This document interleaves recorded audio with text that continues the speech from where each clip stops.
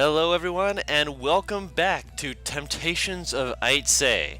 I am your host, the Uncommon DM, your Uncommon Guru, and these are the wonderful cast. Say hello, everyone. Hello. Hello. Yep, that's Paris playing Naivara, Ixius, played by our good friend Varen, and Zadim. I always have to worry, make sure that I don't call you Zadim. Sorry about that, Matt. Thank you. I was like, wait, no, Zadim. There's no e in there, but it is eam. No worries. But yeah, so let's start with the recap so we can jump straight in on this. So, when last we left our intrepid group of adventurers, they had been going from place to place after having gone through the Thunderslope Mountains and found themselves looking towards the Colossi path, with rumors of possible gemstones along the way. They made their way towards a specific area that, upon approaching it, after using locate object to see about if there was diamond there, they realized that there was already people excavating parts of it.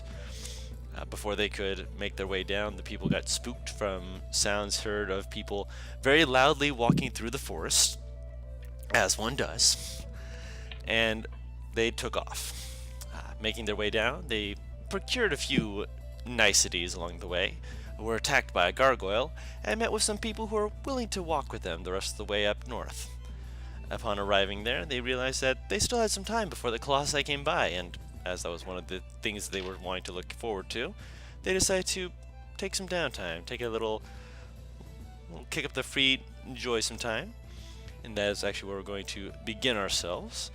First and foremost, just to recap for everyone who is not in the early part of the stream setting up, I'm just going to give you a heads up. As you can see on Ixius's sending something out, he spent the last month, he had to use the entirety of the month, he had to find the right item to make it have a charge for it. He made a gem of shielding, which allows him to cast the shield spell.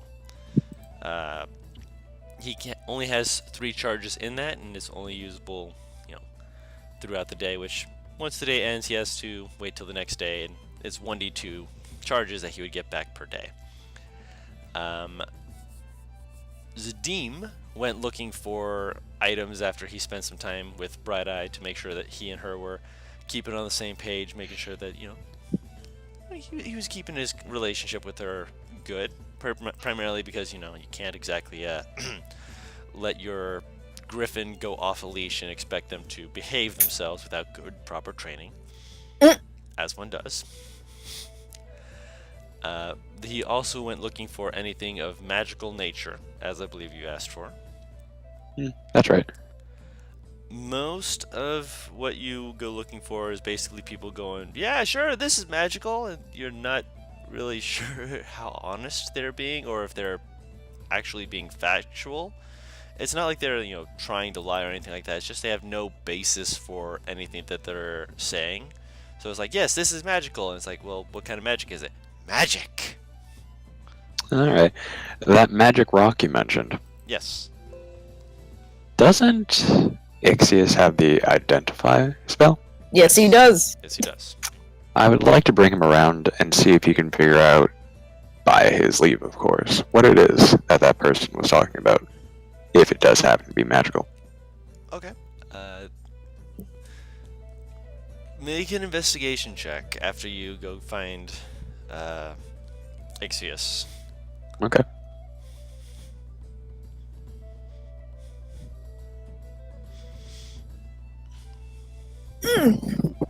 Ow.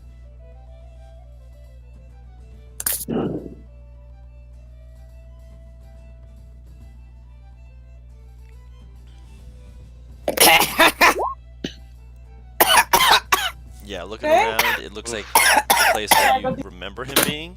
Looks like he probably packed up and either moved somewhere else or was done with the place and left.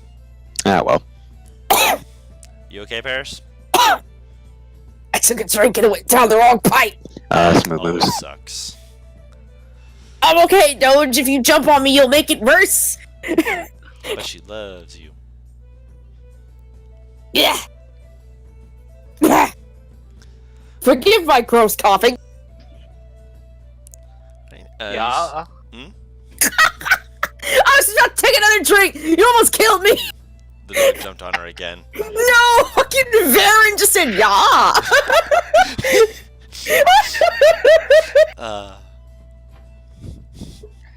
Zadim, you also mentioned looking for items like weapons and such.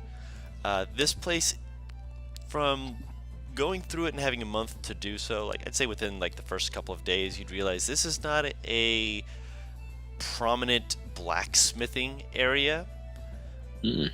That's odd. Well, most of the stone around here is like sandstone, slate, Ah. and various other stone, not metals. Gotcha. There's a few like a few dozen jewel crafting places, but in terms of like weapons, most of them are imported from other areas that actually have the steel to make it. And I'll actually roll an investigation for that as well, just for giggles. Sure, why not? Just see if you find anything fun while you're looking around. Since I'm Better. there, can I help him? Oh, never mind. Well, you're doing your enchantment stuff, so you wouldn't be able to help him with this Okay. particular one. Oh, I thought I was there with him. Advantage. I find nothing. No. It's not that you find nothing. Is that it got stuck in between two of them. It looked like it was about to roll a double 2. I'm like, oh, Oh. that's no. The first one was a 2. The second one was a nat 1. So Huh. yeah, they haven't arrived yet. Ah. It was to see if they were able to make the path over to them, to see if any of those traders specifically were there. It's mostly well. just like simple weapons like hand axes, quarterstaffs, clubs, etc. If you're looking specifically for weaponry, for like armors, they have like leather armor, studded leather armor, hide armor. Not too much metal made. Besides that, it's again mostly just furs and the like. Well, I'm already getting a set of armor made for me, so that doesn't make much sense. Yeah, well, the weaponsmith and the armorsmiths are pretty close together, so there's the reason why you would have noticed that. Alright. Would I then be able to spend some time working on one of my stats? You can begin putting time into it. What stat were you looking for improving? Well, let's see. Things that I could actually use. A boost in.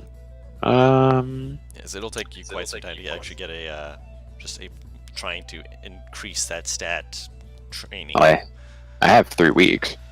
Yeah, that's not going to increase the stat over that 3 weeks, depending on what your stat is currently. Let's say my intelligence. Intelligence? What's your intelligence at currently? It's at a 12. 12. Okay. Roll 3 intelligence checks. Okay. Yeah, that's about right. First week, you're more focused on helping with Bright Eye and stuff like that, so you're not really focusing too much on yourself. During the second week of your trying to practice it, you do find a bookstore. It's got a few different items that are, at the very least, of interesting quality. A couple books on various histories of different lands. The person who's actually selling them is not a bookstore merchant per se. They're actually a traveling merchant, and they have it on their caravan. There's a few scrolls from various religions.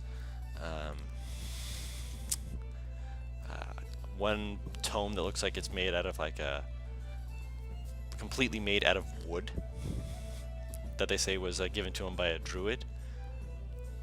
If you would like to get one of those to use to learn a few things, you can do that. If you want Yeah, to that works. Okay. Which book would you like to get? Or if you'd like to get all of them, I can give you the price for each of them. Well, I specifically wanted this to help with the nature checks, so the druid book would probably be the most beneficial, but what were the other ones you said besides the druid book? The history of Halo Mm. and the history of Cormundum, Hmm. as well as the history of Temdolf. Yeah, what's the price roll? Why not? Each one of them is, let me double check the normal price of books. They're a little bit more expensive than that because they're not super easy to get, especially when you're in Cormundum.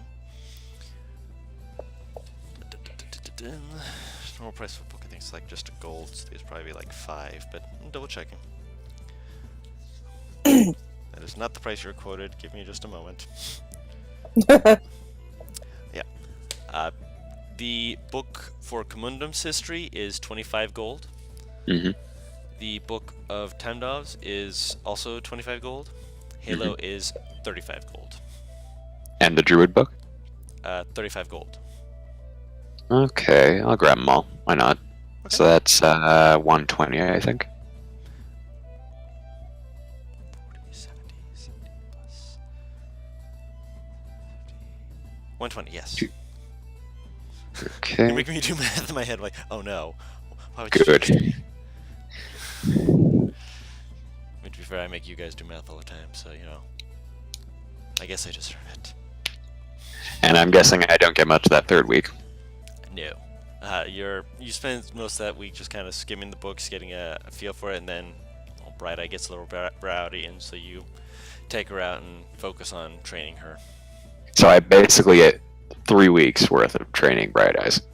Essentially, most of it's just what's the word I'm looking for? Guiding, I guess would be the right word, to help her be more focused. So that way she's not just, you know, bouncing off the walls everywhere you go. I mean, she is still a griffin, so she's not going to be super, you know, just sitting down, just, you know, behaving herself. She's going to be absolutely going where she pleases. My Machamp also knows focus. But Must be talking to somebody else. probably. Just something. My He- champ also knows focus. What? Anyway, with all this enchanting, would my Arcana skill gone up any? It is not. That's something that is going to take a lot of time in order for that to go up. Just like I said, this is something you were already proficient in, correct? Yep. So that You have is to be enchanted for like a year, bro. kinda. But yeah, it I definitely pretty helps. much am going to with his armor. Yeah, and, oh, you're wanting to do that with his armor, right? Well, it's still going to take I'll time be right for back it to real do quick. that. Sorry.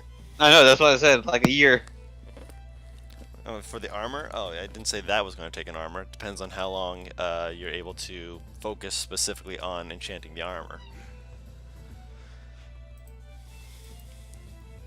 Which Hopefully I can get a little bit done every night. a little bit here, a little bit there. So that'll take time, of course. It probably will take a little bit longer than a month or two, just because of what you're trying to do specifically with it, but it will take time. In the meantime, I believe Naivara just stepped away from the mic, didn't she? Yeah. Dang it. I was going to see if there was anything else I needed to go over with her.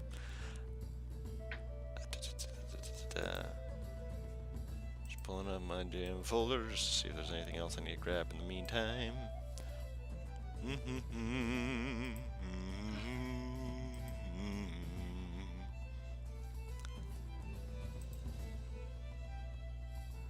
Is there a stone of good luck in this town? Not that you're aware of. Can I try and find one? Roll an investigation check.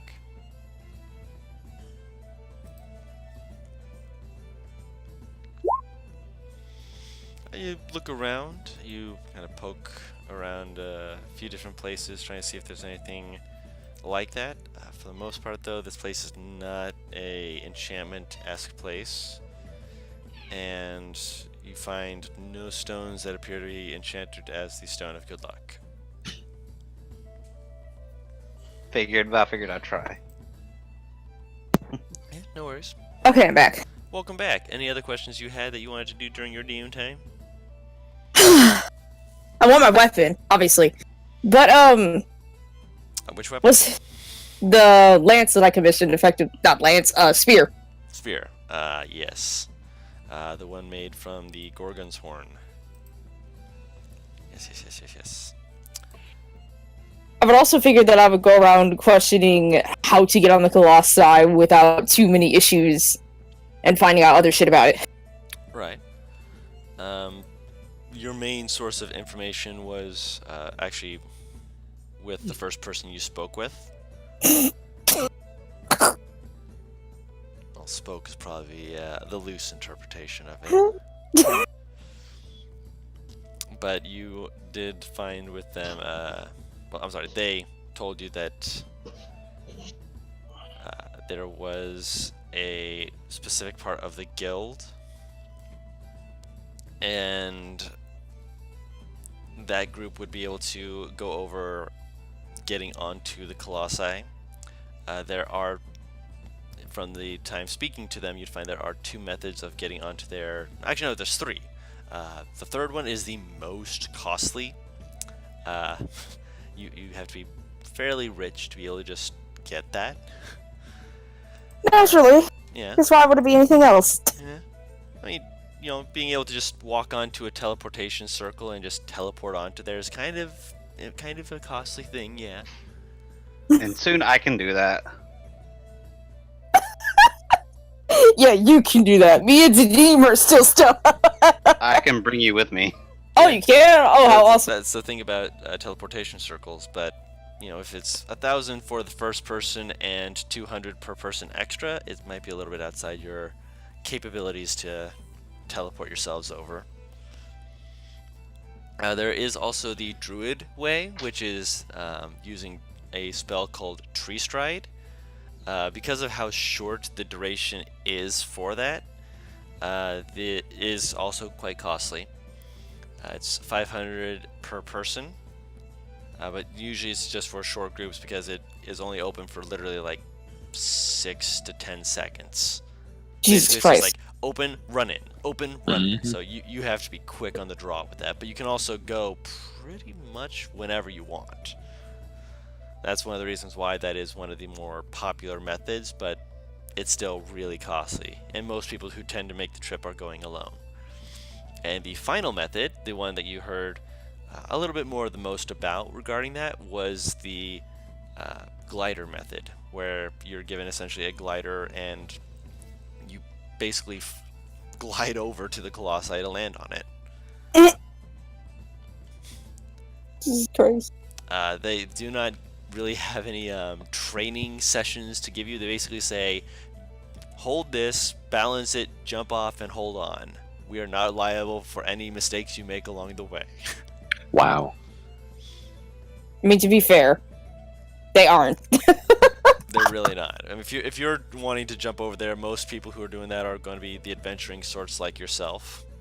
So it's the people that are expecting to actually be able to hold on during turbulence or anything like that, or to watch out for any of the mephits that might pop out and try and nip at you.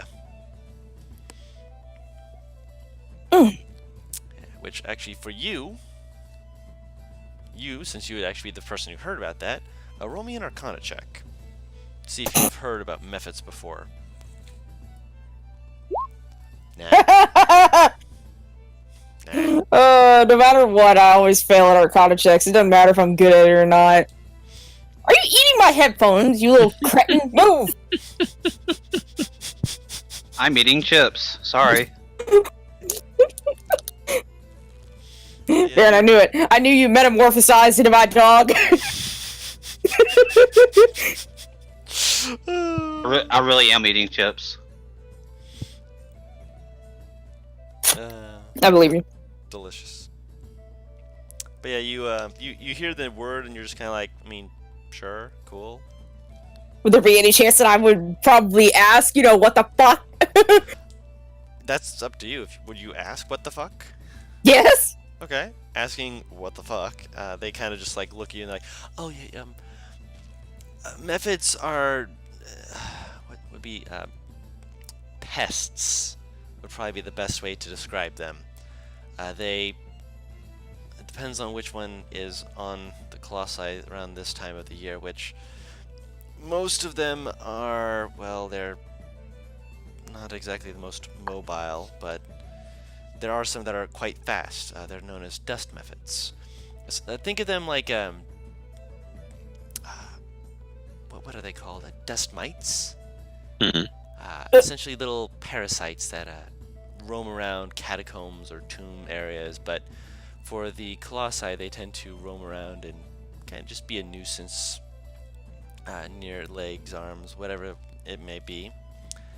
And, well, with their making their ways around doing what they do, when people glide over, occasionally some will stop bothering the Colossi itself and try and assail the people flying around. Not often that they do it, but it is occasional. Don, I wish you could see my face because, like, throughout that entire thing, my eyes just gradually got wider. Like, why?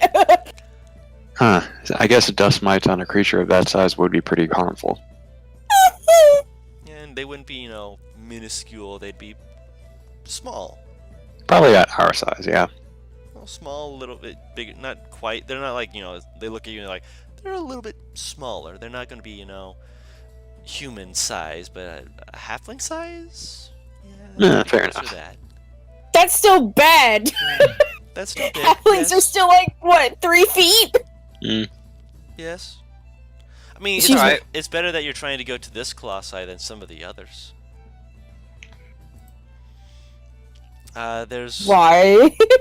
Oh, why? Oh, well, there's, have you heard of, the one in Chakrel? Or Shakrel, sorry. Shakrel. No. It's a walking volcano. Oh. Oh my god, is it out of character? Is it based around the thing I think it is? It might be based around the thing you think it is. Is it Ragnaros? I don't know. I don't know what that is, so... Not Ragnaros. The meme. Fucking, DM the is at Monster it Hunter with your thing. shit. The Monster Hunter thing is what I'm thinking of. Oh, you're thinking of Zora Magdaros. Thank you. Slightly, it's also kind of based around the DM has had it with your shit. You know the mountain that you are going to be climbing? It is alive and walking, and it is roaring with magma in its core. Yeah, but this one's not, trying to be out to get you. It is literally a creature that walks in circles, and they I mentioned mean, to be that- fair, the Zora Magdaros wasn't either. It just wanted to die.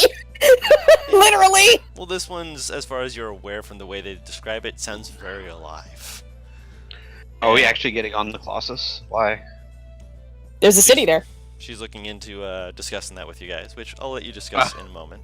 Because she does get one other piece of information, which is that unlike the current Colossi that we'll be passing, the one in Chakrel has magma methods. Effectively, if it touches me, it'll melt me, is what you're saying. No, they pop. What? Oh yeah, all methods do that. Oh boy. When they die, she kind of makes a popping motion with her hands. I'm sorry, Don. Like, I wish I could send you a picture of my face. It's one of disgust and horror. Yeah, it's pretty much what most people say, or think, or feel whenever they hear such things. I mean, to be fair, at least this one will only blind you when it pops. Well, I mean, it can. Some people just brush it out of their eyes and are fine, but the magma ones burst in, they cover you in fire and magma. Permanent blind? No, nothing like that. But it's like getting Okay. dust in your eyes, and it's an irritant. A hot irritant. God damn it.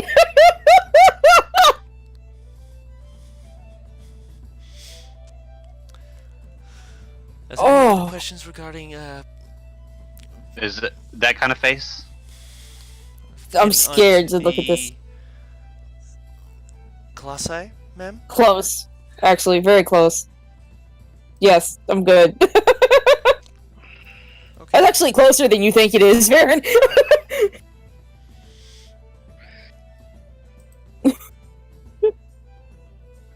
Jesus Christ. Oh. I'm not happy about this. I'm not ready for this. It, I'm gonna it's, start for those of you who can't see, it's the image of that person who's just got that Y face, and they slowly close the door. It's a meme, and I'm just shaking my head at you all because you're all beautiful people. Ah! So are you gonna bring this up to the others? Yeah. Okay.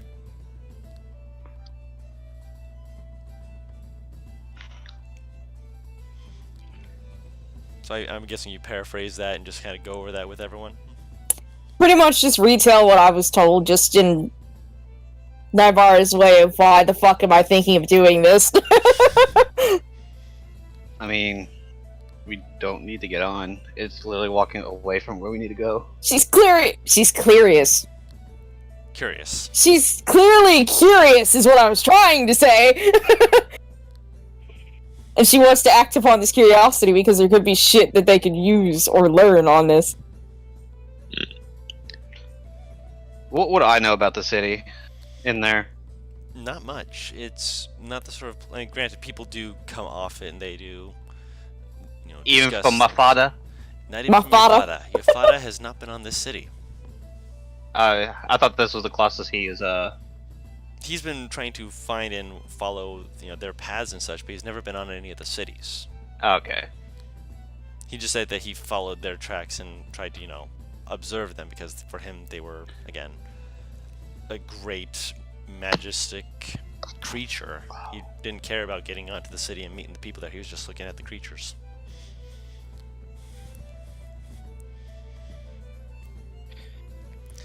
What he would tell you, would have told you from what he's gathered, probably from speaking to people who eventually guided him to where the walks were, is that the people on there are generally really bright-eyed and bushy-tailed types. They deal with the methods in their own ways, and the majority of the law that's kept are either one of two orders: the order of the Laurel Crown, or the Oral of the Inner Lights. And are they nice people, or are they just douchebags? They're pretty friendly. Most of the people of the Shining Lights are overly nice in some ways because they're trying to make everyone happy. The Laurel Crown is more standard law, law keepers and such like that, but they're not aggressive unless you're breaking the law. I mean, And for the normal people, they're good people, nice people.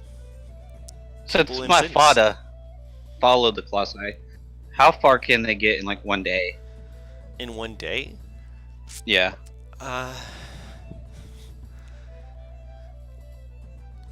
they don't move super fast, but at the same time, They're huge. they are not huge. They are gargantuan. One footstep takes them probably at least between half a mile to a mile with one footstep. How many miles do they travel in one Yeah, one that's day? what I mean. Yeah, so how many miles in one day? Probably about per hour. The math session. You're making me do math. How dare you? Hey, you're the DM. You gotta be prepared for these kind of questions. Oh yeah, no worries. I understand that. Because they only move during the daytime. During the nighttime, they're a lot easier to find. Because actually no, they're not easier to find because during the night they're basically just standing still and they look like giant mountains. But during the day, that's 6.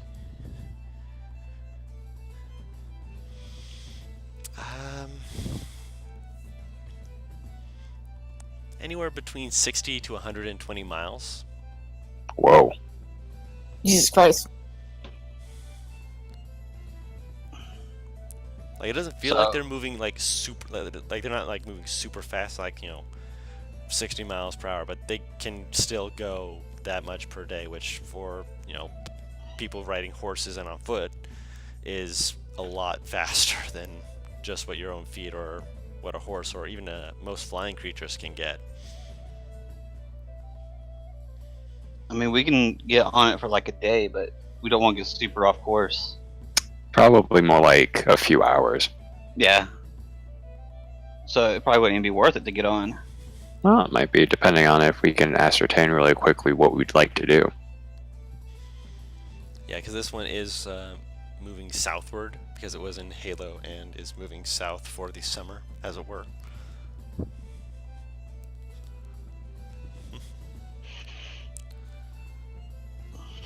So if you want to hop onto it, you can. The city that you had heard about, Naivara, is to the north in Halo. I'll let them decide then. Yeah, we can go on there for a little bit. Yeah, no more than like 5 hours. Okay. We don't want to get super off course. Alright. Alright. Just have to explore and see if I can find more shit to use. Okay, roll investigation check. And what kind of stuff are you looking for? Weapons, armor, trinkets, anything. Okay. I'll help with that because I'd like to look as well. Okay. Investigation check with advantage. Hold up. There we go. Wait a minute. You all thought I was finished? 24. You didn't even need the advantage. There. Let me see if there's anything that would be in your area. I'm just gonna roll real quick. Where's the other one? How dare you? There you are. Hmm.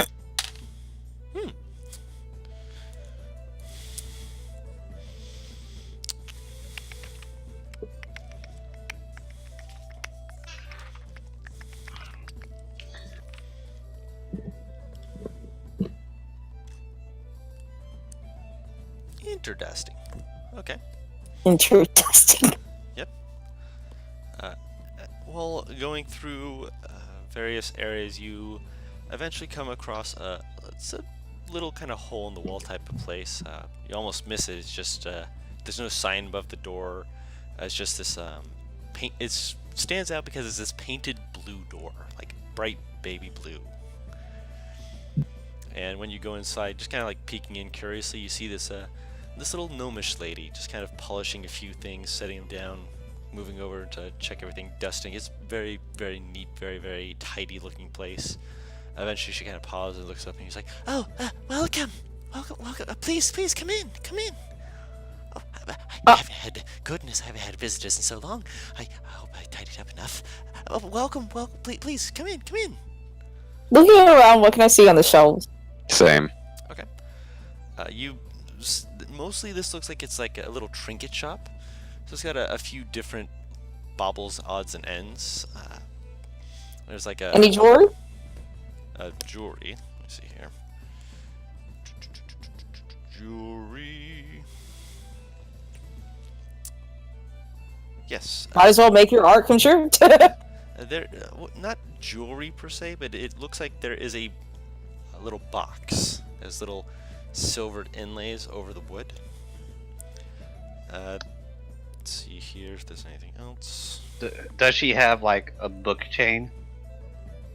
A You know, book like chain? you attach it to your book, and then you attach that to your belt, and just like hangs there. To have it like a gunslinger's holster. Yeah, Well, you're not there, so you don't see I'm anything like there. that.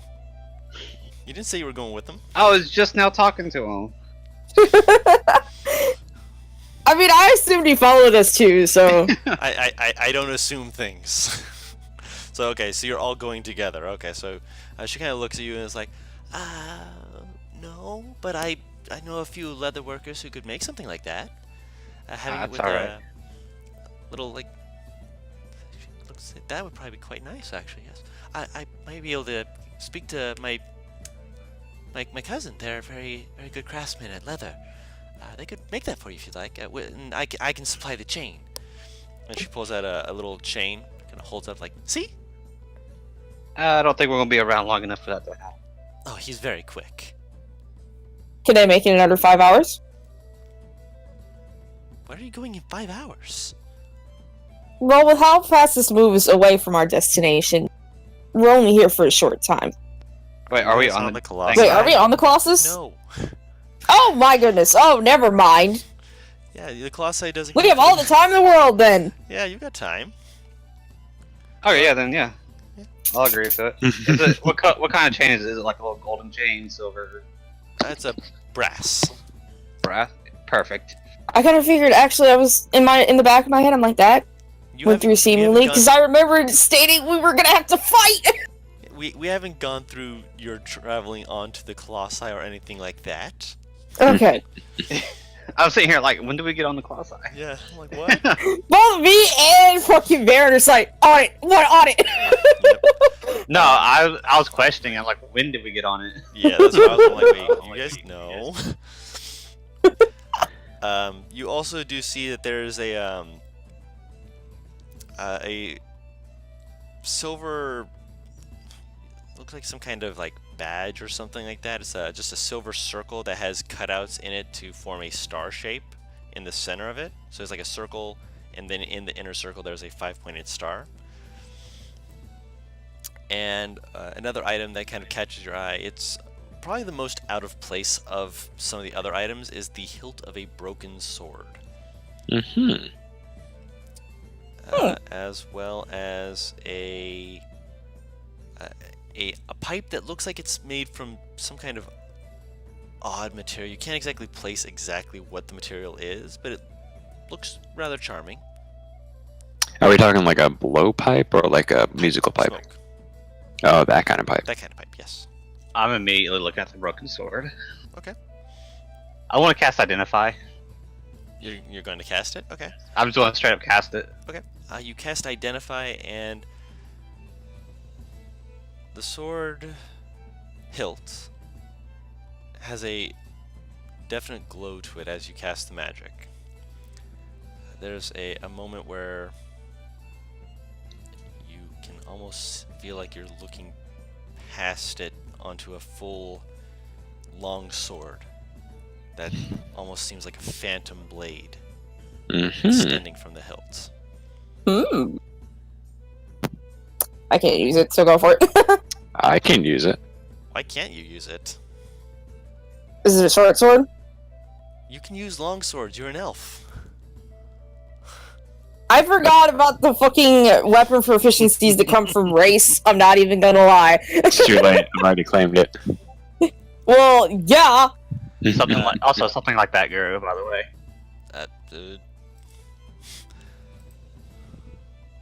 Oh yeah, that's kind of what she was pulling out in terms of the chain.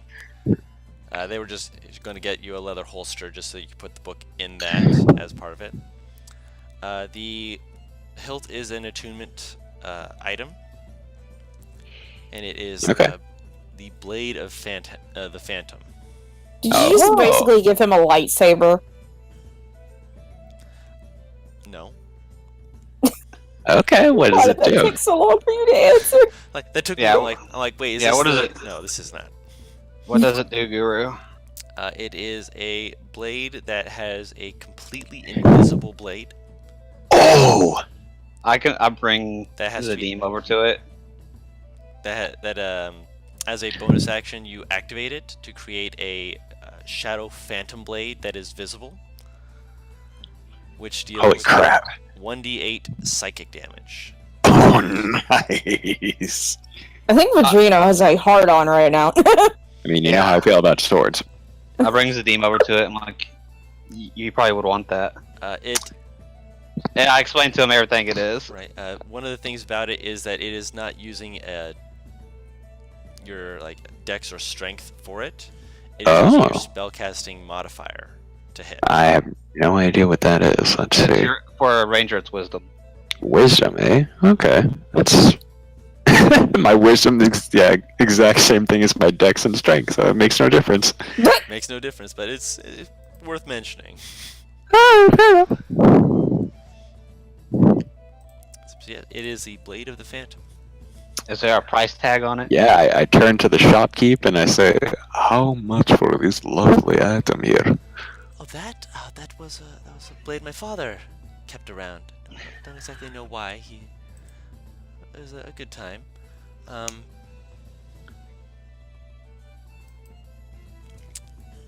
Say that would be Well over what I have to spend right now. Guarantee you. probably about 100 gold. Just too much. If I hadn't bought those books. I did it. How much do you have? Not enough. 67. No. I'm willing to pay the rest. Alright. You can pay it forward, don't worry. Sounds good. Got someone do the math for me. 67 So Minus 100 is what? 33. 33. Sorry. That's what I thought. Okay, Yeah. thank you. So I have no gold. I am goldless. I have 7 silver pieces. No. I have 7 silver pieces to my name right now. And you still need to take care of Bright Eye. Yep. So that means I'm going hunting. Alright. So you get the Sword of the Phantom. There's no sheath for it. As I said, when in an inert state, you wave your hand over it, nothing happens. There is a command phrase that is engraved into it, which with the identify spell, you would know that the word for that is awaken in Mhm. Elvish. Okay. So he can tell you what that is. Hey, I was about to say I don't speak Elvish. You're like, I don't speak Elvish. You're literally just learning one word from it. You'll be fine. Oop, sorry about that. I meant to shift that to something else that is... Rip. No, it's alright. It'll just... There we go. Yep, you're ranger. You have weapon proficiency, everything except for Yeah.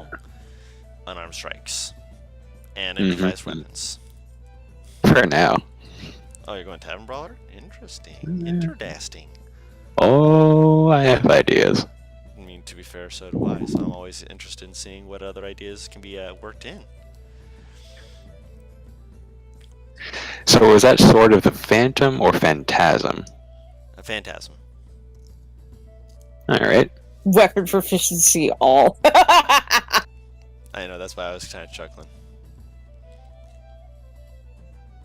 I mean, it's not inaccurate. Fucking rangers apparently know how to do everything. Right. They had a dagger 1 minute, they just picked up a battle axe. They're still whooping your ass. Just out of curiosity, is the longsword, dang, I just forgot what I was gonna ask. It's look at versatile. It is versatile. It is a versatile weapon. Yes. One hand and two Okay. hands, so. One hand and 2 hand, okay. Yes, and because of this particular nature of this weapon, it is not a versatile weapon. Okay, is it +1 though? So far as you're aware, it is not. Okay.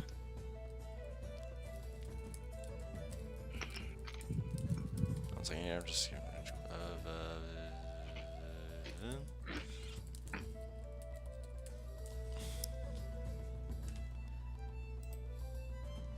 So I just had to answer a question. So yeah. Any other items that you guys wanted to look at as well? Is there anything else here? Not that I can buy anything. Right. There's, You broke. I paid for the weapon. I ain't paying for nothing else. Real quick, does it use my wisdom for damage as well as it literally just Yes. 1d8? Yes, it does use your wisdom for damage as well. Okay, It uses your spellcasting modifier for the weapon attacks, which includes damage. wicked. Okay, I want to pick up that box that you pointed out to me. You pick it up. You hear her just kind of like pause for a moment, just watching you, just waiting. Presume you're opening it. Yeah. As you open it up, there is a moment as you're opening. You see something moving underneath it, and as you open Oh, it up, boy. it turns, and you see little cogs turning as a red opal carved phoenix opens its wings. You hear Holy crap! What? It is not a actual phoenix. It is a red opal carved phoenix. As it opens its Okay. wings, it begins turning slowly. A little Oh, song. It's a beginning music to play. box. Yeah, it's a music box. Very pretty, but I'd rather not have it on my person because then it'll break. She's gonna close it and set it back. She kind of like sighs a little bit. She's like, "That's perfectly fine. I understand." Zadim- Oh, yes. We'll turn to her and ask, besides the musical tune, does the box do anything? It calms people who listen to it. It's a lovely melody. It calms myself anyway. Myself, my husband, we used to listen to it all the time. I see. Does this thing cast calm emotions? What? Nothing. Ignore me. She's gonna fucking gesture Ixius to come over and just be like, "Can you like cast identify on this or detect magic? Which is it?"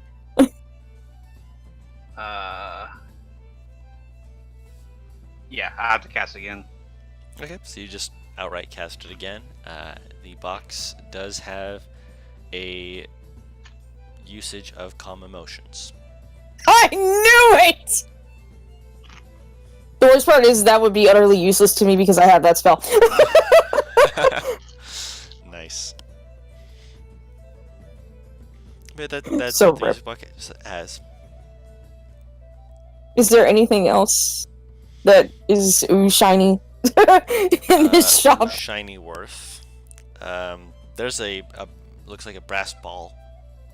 It's on the other side of the room. It's Do I find these anything? you also see the brass ball. When you get closer to it, you notice that across the form of it, at first you're almost passing by, but then you realize that there are draconic runes carved into it. When I'm you say sorry. brass ball. Are you talking about flail, or is it Ball. literally just a ball? It's a ball. No flail. I'm attached to it, it's just a trash. I'm trash because I immediately thought just like of Navara picking it up and just going, think fast! Yes! I'm an awful person. I'm sorry.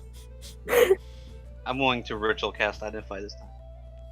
Okay, so you spend 10 minutes. Are you wanting to roll investigation as well, Navarro, to look around?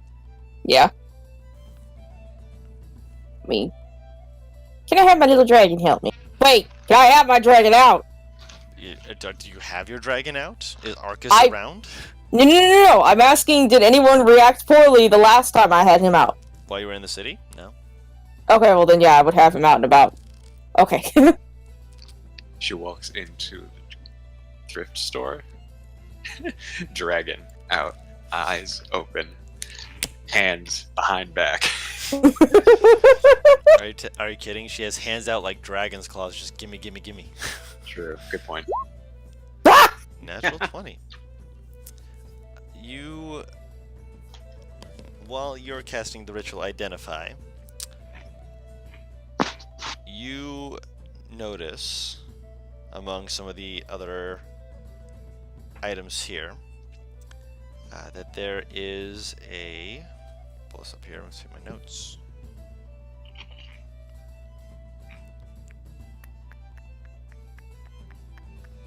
Where is it? I had it.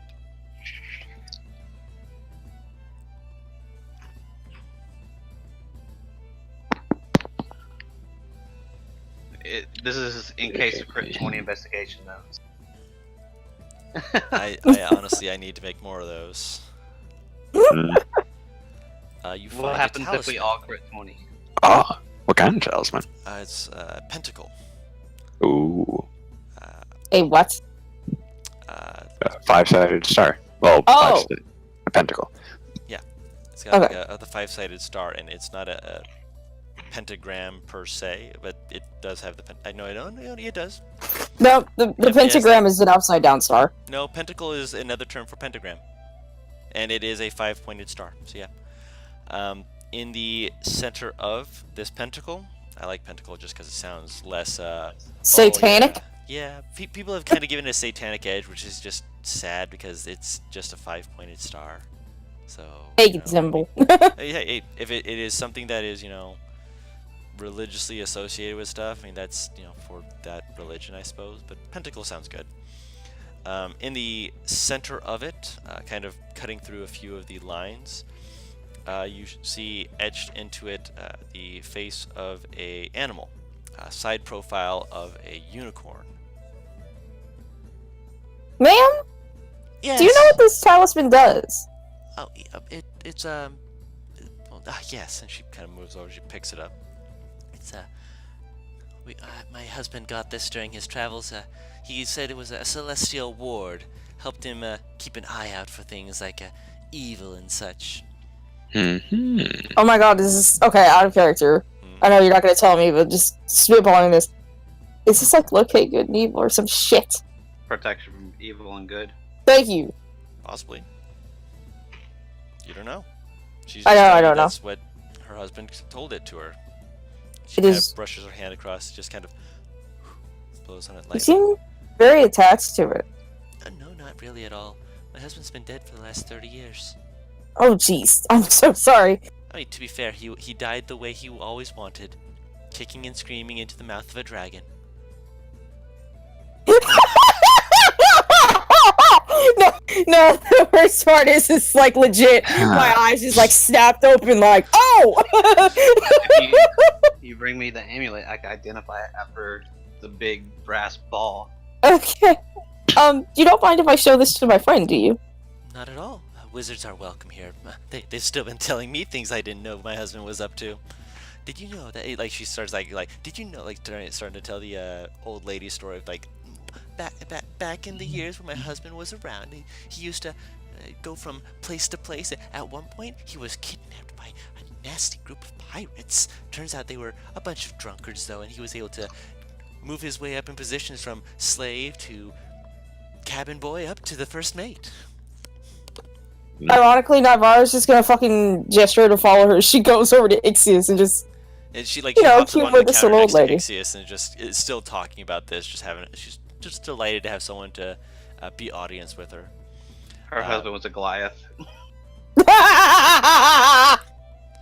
Actually, That's how it just be sometimes. the captain was actually a Triton. Hmm. They were specifically. She later she's talking about. She mentions that they claimed to be privateers until at one point they met with someone from the country they say they were privateers from, and after discussing terms with the other person, I believe the terms is walk the plank. Is what she says, as she said that the Triton made the other captain do just that because of the fact that he didn't like the terms. Something about some village or some odd that was supposedly not where they wanted it to be, or they said they needed it moved like 5 feet to the left or something like that. I don't remember all the details, dearie. My husband was never good at them. To be fair though, they did say that it was on the back of a turtle dragon, so that was fun. Would I know what a turtle dragon is? Roll either a history or a nature check. Can I roll do with it? 'Cause I'm advantage? like You're 99% listening. You can sure. hear. Yeah, you can roll. Can Is I it a roll with advantage? monstrosity? The name is kind of on the nose. Yeah. What about me? Since I believe I'm a monstrosity. No, you would not have advantage on that. Ah, bummer. All right. Nature check, you said, Or history. or Is, history. They'll give you different information. Is Aang sighted around the dragon turtle?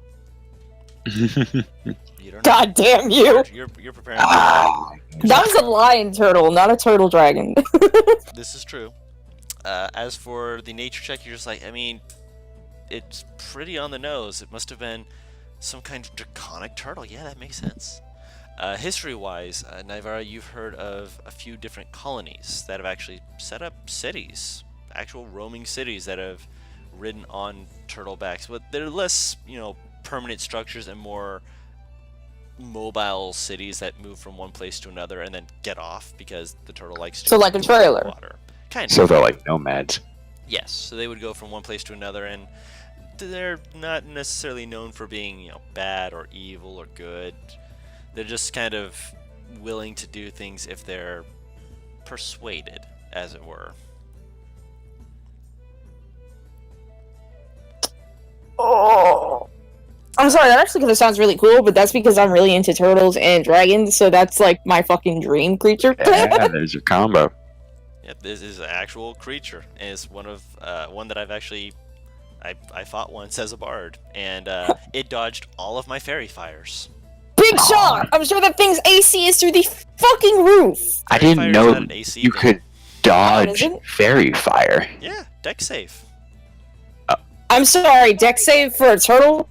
The size of like a city? Yeah. I...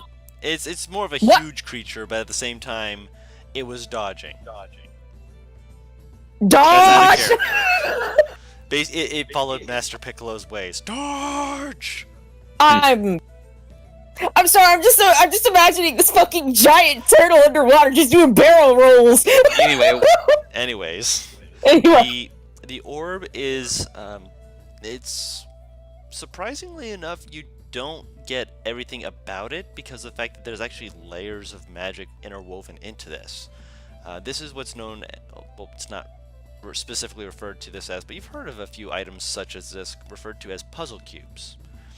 Obviously, this is an orb, not a cube, but moving him from side to side, you get the sense that each way that you twist it is supposed to have a different effect.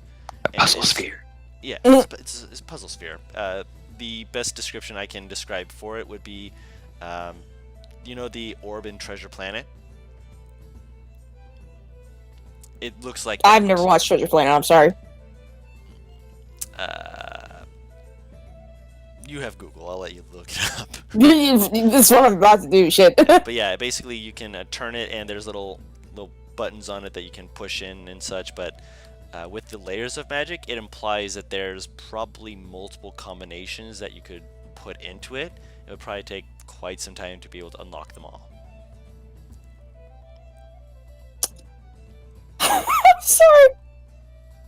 I just thought of, like, I know someone who can solve Rubik's cubes in like under 2 minutes, and I just imagined hand it to them. I mean, to be fair, this isn't like a you make one solution to this. This is probably like a several Assassin's Creed levels of fucking insanity. Apple. 'Cause that's what it looks like. Level. Kind of.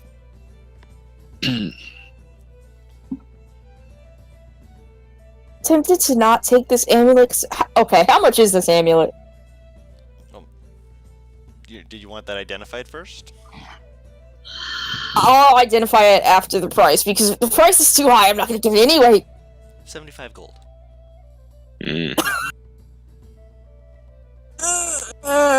Fuck it, it could be useful. The orb I is wish I had something to load. What? The orb is 50 gold. Oh, what's 75 gold? The amulet. box. The amulet. Right. The orb is 50 because she didn't know what it was useful for, but her husband kept saying it was very useful. It can't hurt to have Wait this a amulet. second. Guru. Hmm? Ebron is with us, right? He's looking around very confused. Really quick, how much did he appraise those diamonds that ait'seh gave us for? I never sold those bloodstones either. That moment when you guys realize we might have more money than we actually think we have. I am broke because I have not yet sold a diamond. I have a giant fucking bloodstone on my person. The stones that Ebron has, one of the diamonds was worth about 100 gold. Cool. One of them was worth about 50 gold. Okay. What about... Wait, I only have one, though. No, he has two, because he was Okay. given one by ait'seh, and the one that he was given, the big one, was worth about 100 gold. Okay, what about the 300 one... that he was expecting? So Ebron was just like, I guess that means I keep it. Yeah. Hmm? Put it in his pocket slowly, just like, yeah, don't be angry. What about ones that ait'seh gave us? The ones that ait'seh gave you guys. Did I not give you the price for that when Ebron checked? I I don't thought even know you how many might have diamonds I said- got. 50, but I want to be sure. Pretty sure they were 50. Okay, if that's the case, I would have just straight up bought the sword myself. I would have given her the diamond in exchange. Oh yeah, Fair enough. yeah. He definitely was able to give you the price of those. The bloodstones, the three that Wait. you have. Because So do I have 2 diamonds on my person? Were you given 2 diamonds? Didn't he give me one and then fucking... Nah, Ebron. Did he just give me his other? I don't know. I didn't remember how many diamonds there were. I was giving my diamond as part of my payment for the sword. So you got I your know. 33 I didn't even back. know. I didn't even know that fucking ait'seh gave me part of the diamonds that he found. He gave you the bloodstones. Oh, that's right. Also, no, I don't. Yeah, I have 2. I got the giant one. The ait'seh gave, or not giant, but 2-pound gem is pretty fucking big. Yep. I got that one, and then right before Reggie and his friend came up, You had the other one. Arcus found another one. Yep. So yeah, I have 2. Yep. And Ebron was able to identify both of those as being the big one is worth about 100 gold. The smaller one is worth about 35 gold. Mm. Nice. I'm sorry.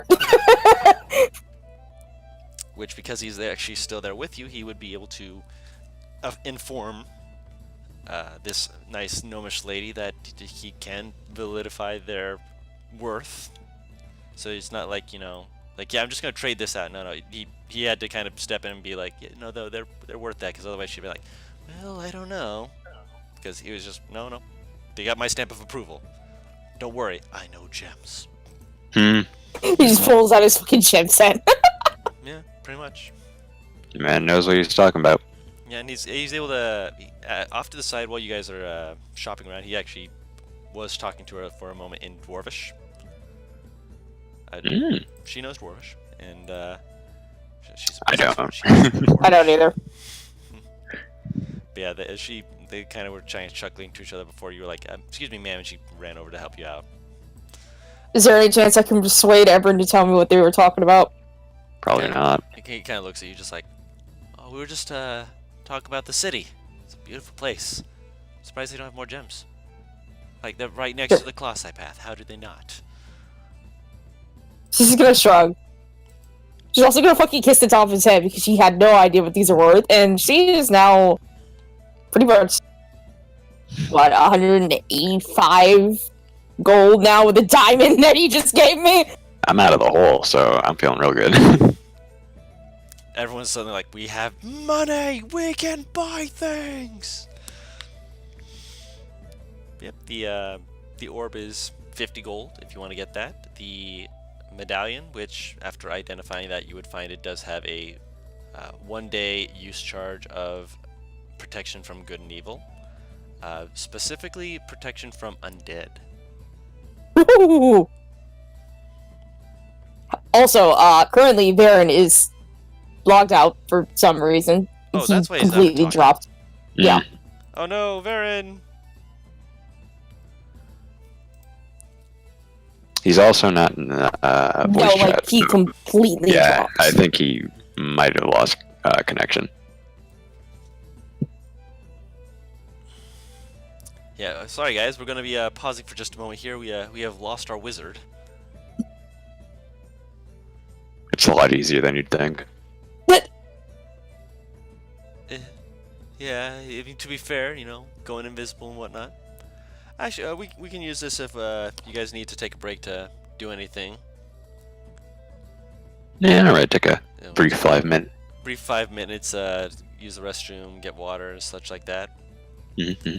And also, Naivara, you said you were buying the orb? No, I'm buying it. Fucking talisman. Right. So we'll see if Varen wants the orb.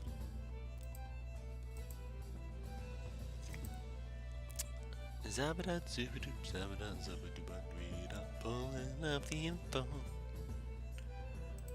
Gotta put it down in the thing.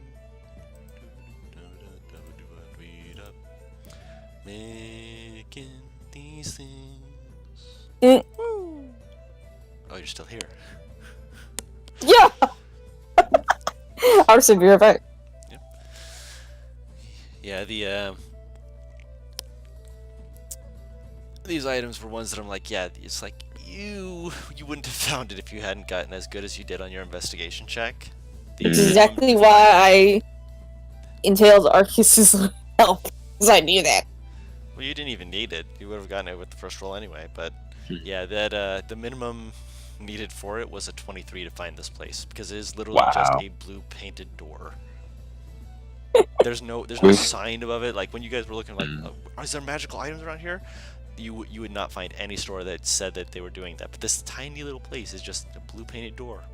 The old woman the old lady wife of an adventurer. Yep. Always trust him to have good stuff. Huh? Okay. Not bad.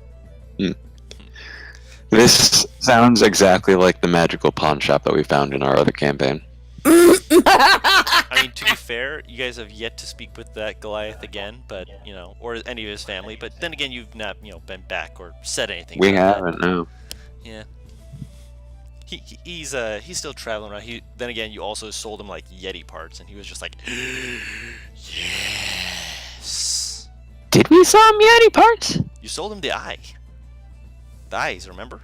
Oh, I was talking about the one in the dwarf city. Oh, you But mean the that guy Dr. too. Phil, the one where they literally had the discount bin. Yeah, Discount bin. Oh, I've got a lot of good stuff in there. Oh yeah. he found some stuff. The bag of tricks that Peta never uses is in there. He also got a cursed +1 rapier in there. Which he managed to uncurse. Yep, he turned it into a frostbrand. Not to mention my bag of holding and the sending stones. Yes, very useful items all around. I always have these odd little locations that if people roll high enough, they just find and just like, wait, what? Mm.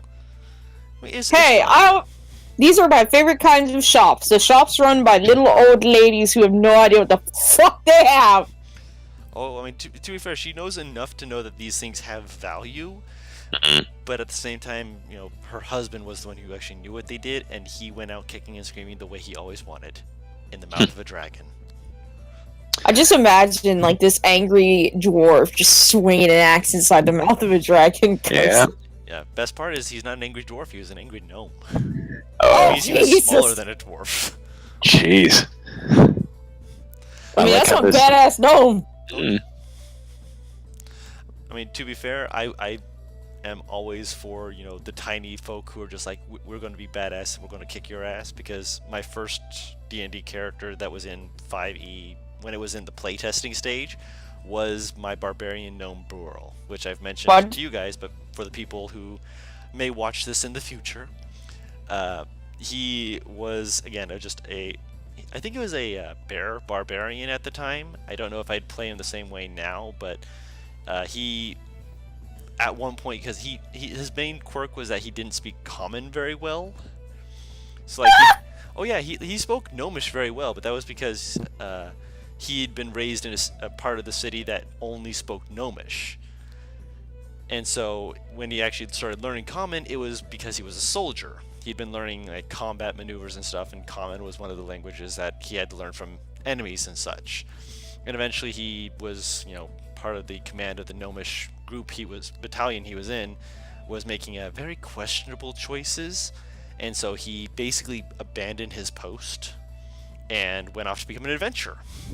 With the warhammer at his shoulder and fire in his eyes, he went out to do stuff. And he, one of the fun things about him was that he both wrenched his +1 warhammer from the hands of a dwarven statue. Yes. He was the one who eventually got the boots that I believe I've told you about. I think I've told both of you about it, where he had boots that basically said, "Where your feet point is down."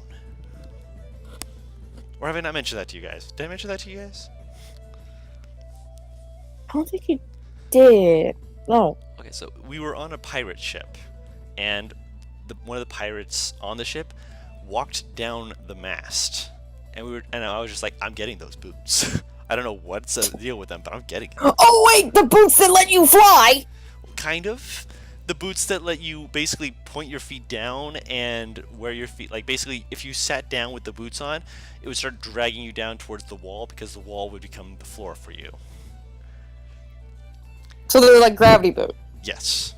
Where your feet point, that is where gravity will say, that is now down for you.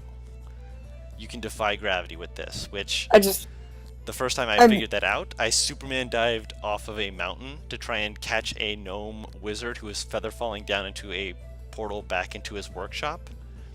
I immediately just thought of ASDF World. Oh no. Screw gravity. Kind of.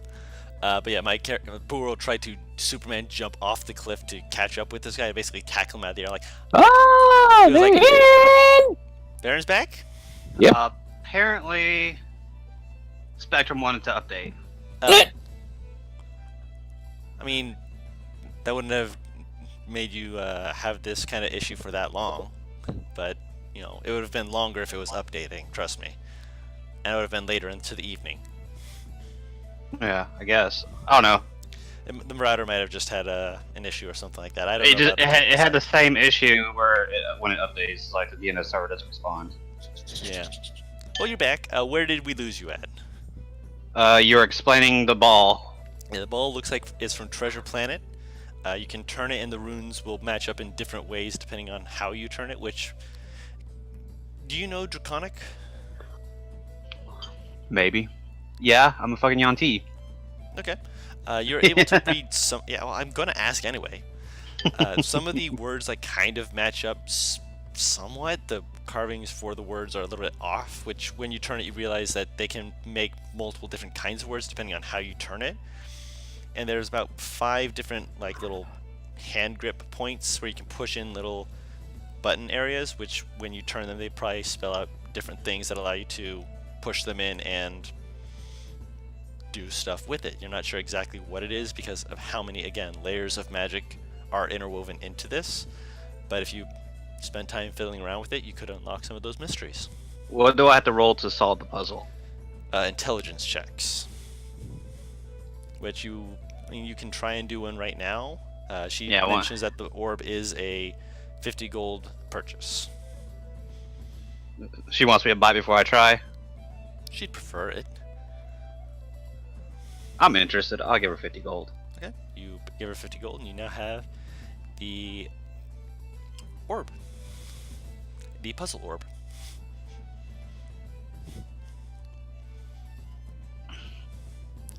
The puzzle orb is what I'm going to put it as. Yep. And then, what was the amulet? I'm assuming you go ahead and Protection identify from it good for and her. evil, specifically from undead. Ooh. That would have helped during that fight with the ghouls. ghouls. Yep. Yeah, Yeah. Oh yeah. Did we get any parts from the ghouls? I got Specifically- 2. 2 I what? didn't get any. I buried them. Yeah, he buried him immediately. He's like, nope, nope, nope. I got a tooth from the ghoul because I got pissed no. and slammed my staff into its mouth. Did I get any fingers? I feel like I asked about that. I think you got a finger. I got a finger. Yeah, Oh. because you kind of crushed the other ones. That's for the yeah. orb, by the way. You basically Jim Hawkins it. So like as they're like, kind of looking, you're like, hold on, do we have any other stuff? You basically just like push in some of the buttons, you start turning it, and you hear a little click, and you're like, ooh. Kind of look around slowly, like, what happened? I do like the hunch over my back, turn to everyone, like slow open. Right. If it blows up, I'm sorry. If this blows up, it's not my fault. Probably. Let's see here what the first level of that does. I believe it was.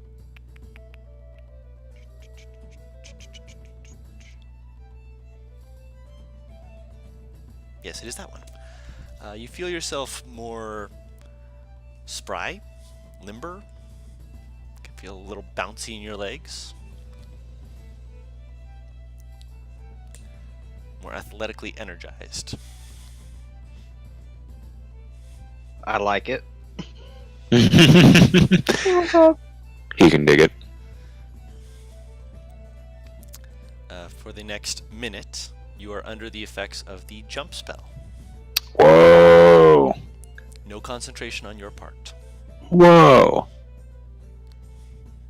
You can only use it once per day, but using this combination, you can, obviously if you spend time to memorize the combination, you can just punch that in and be able to be under the effects. I feel with the 21 I memorize it. With the 21, I'll say that you spend some time to quickly jot that. Like, hold on, here's what I did. Here's where these are supposed to be. I'm gonna go outside and I say, and I'll keep the door open. Mhm. I'll say, hey, look at this. I'm just gonna jump on the roof. What's that, dear? Oh, there he goes. I Is he did not supposed to think do the that? wizard.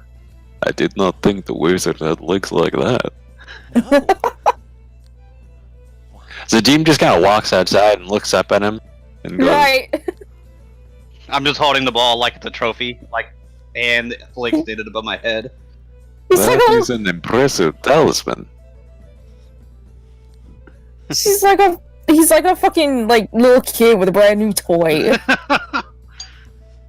It's an intelligence-based toy, that's why. He's just like, I can be smart and I can do all these things. Yes. Is this attuned or no? Nope. Excellent. Oh, no, wait, no. Is it? Let me double check my notes here because it only. No, it is not attunement. They are single use per day though. All right. And just kind of based off the layers of magic, you can surmise that this is the first layer of that magic, which was a transmutation layer, which is what gave you access to the jump spell. You do also know that if you were to like throw the ball, you would no longer be under the effect. But the person holding the ball within that minute would be under that effect. Ooh, Before the minute's up, I want to throw it down to one of them. Whoever catches it. I catch it. Okay. You catch it, and as you basically as your fingers are brushing against it, you feel spry. Remember, you got a bounce in your step. You're like, wow, wasn't expecting that. I do a backflip. You do a backflip. About how strong are you? I got a strength of 16.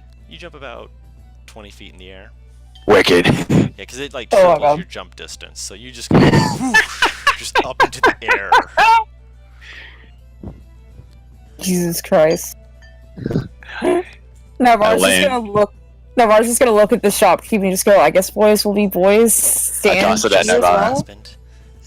His mates. He used to have this dwarven friend who he would throw the ball to, and well, he would jump across rooftops. Like when I say rooftops, I don't mean like from this ruin to the next one over there. I'm talking about this one. And she points over to across the street. Oh jeez. Yes. I tossed to Naivara. Have a jump, see how it feels.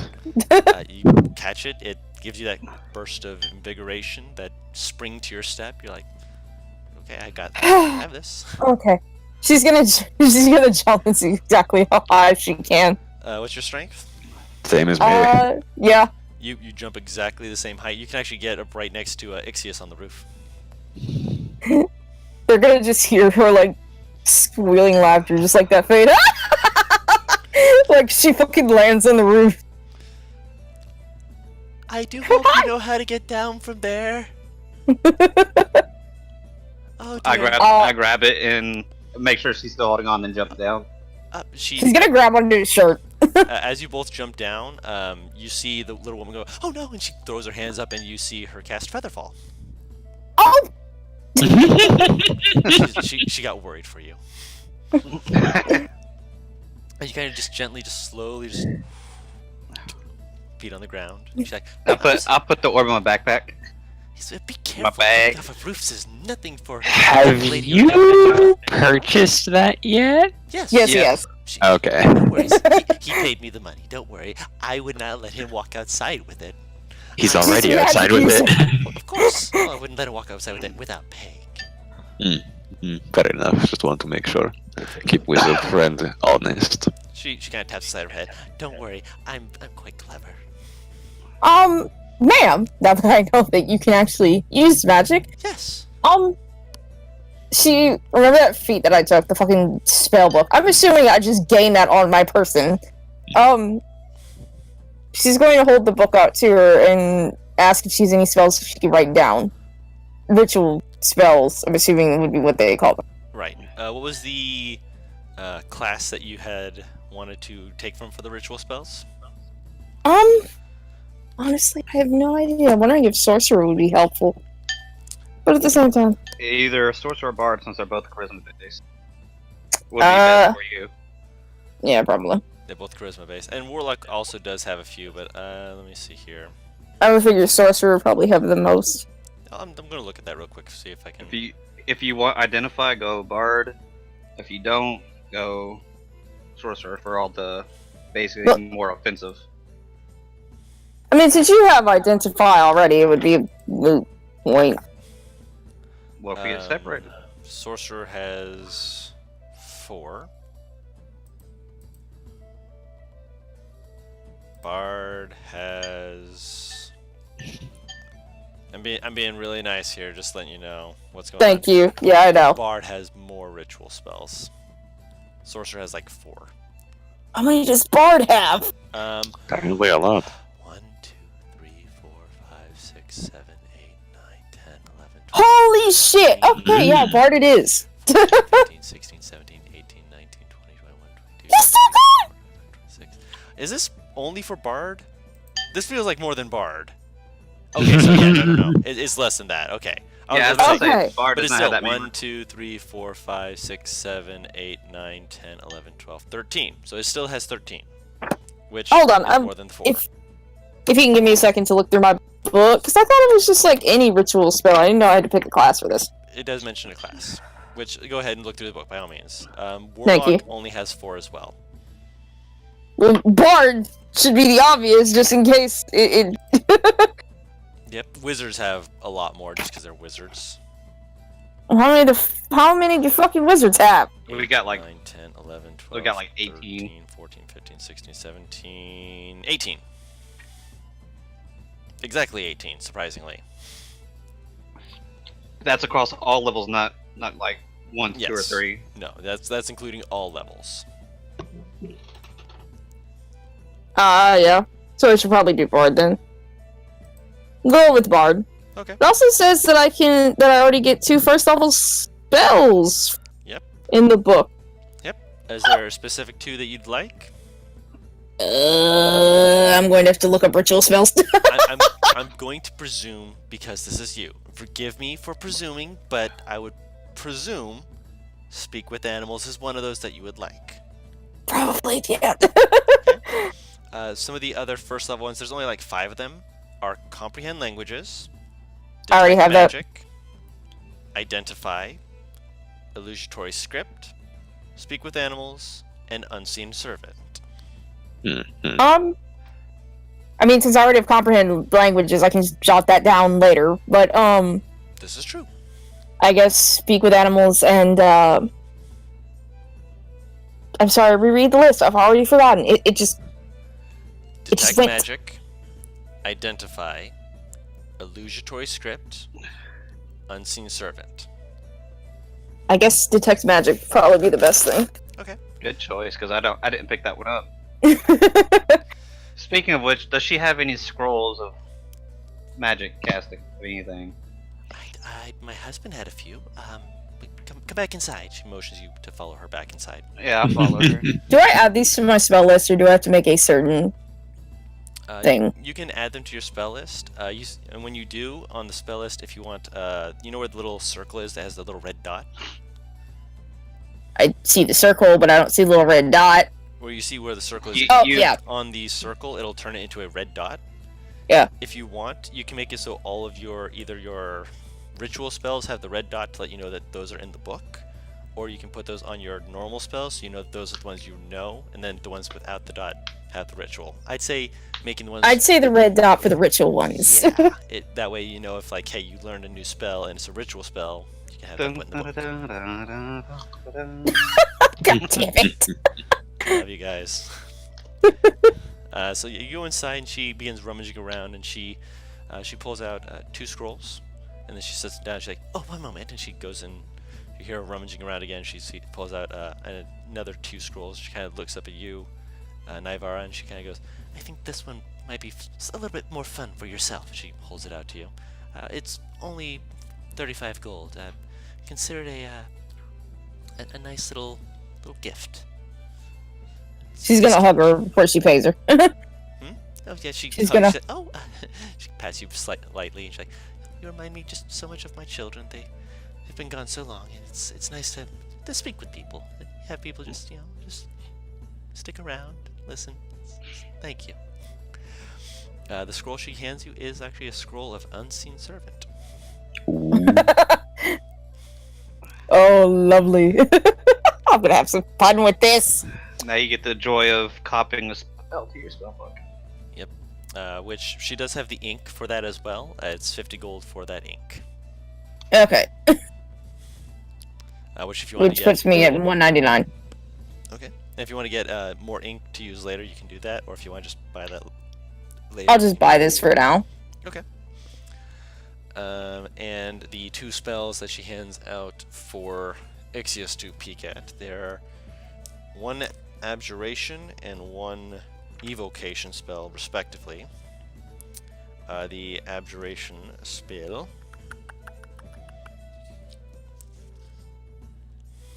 Oh! Okay, yeah, I'll buy 1 more pot just in case I find one and don't have it on me. Okay, yep, you can do that. don't believe that you would be able to do that without making a spell check for that, but let me check here, make sure. It can't hurt. Oh no, it's Just the on the alarm off spell. chance. It is a wizard's alarm spell that she hands as the abjuration spell, and the evocation spell is, I believe it was fog cloud, but let me just double check to make sure. Fog cloud was. Didn't realize it was evocation. Did I misdo my notes? I'm pretty sure Fog Sorry. Cloud is not. It's conjuration. Okay, Yeah, I so I was did about to say. misdo my notes there. Oh no. Oh no. I was about to say, evocation at this level is pretty rare. I realize I have to still sell this rabbit hide. Yeah, so the second one is a scroll of fog cloud.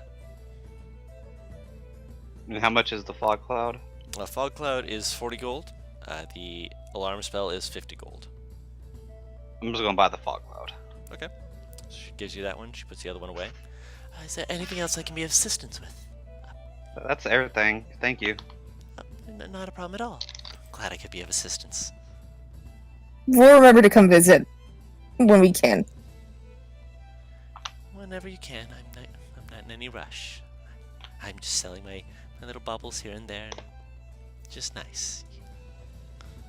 She kinda We whispers will a tell little- people of your shop if you have not getting this much business with everything you have to offer. That is a shame. I mean, yeah. It's... I'll be alright. It just takes its time. I'm still in business, so clearly I'm getting enough people to come through. True enough. While we're out, Yep. what kind of items are you looking for to Um, sell? Anything really. I'm a purveyor of many types of things. Mystical arts are always preferred. They're the sort of things that I reminds me of my husband. Just makes me happy and giddy. Kind of claps her hands. Yeah. This little woman is so adorable.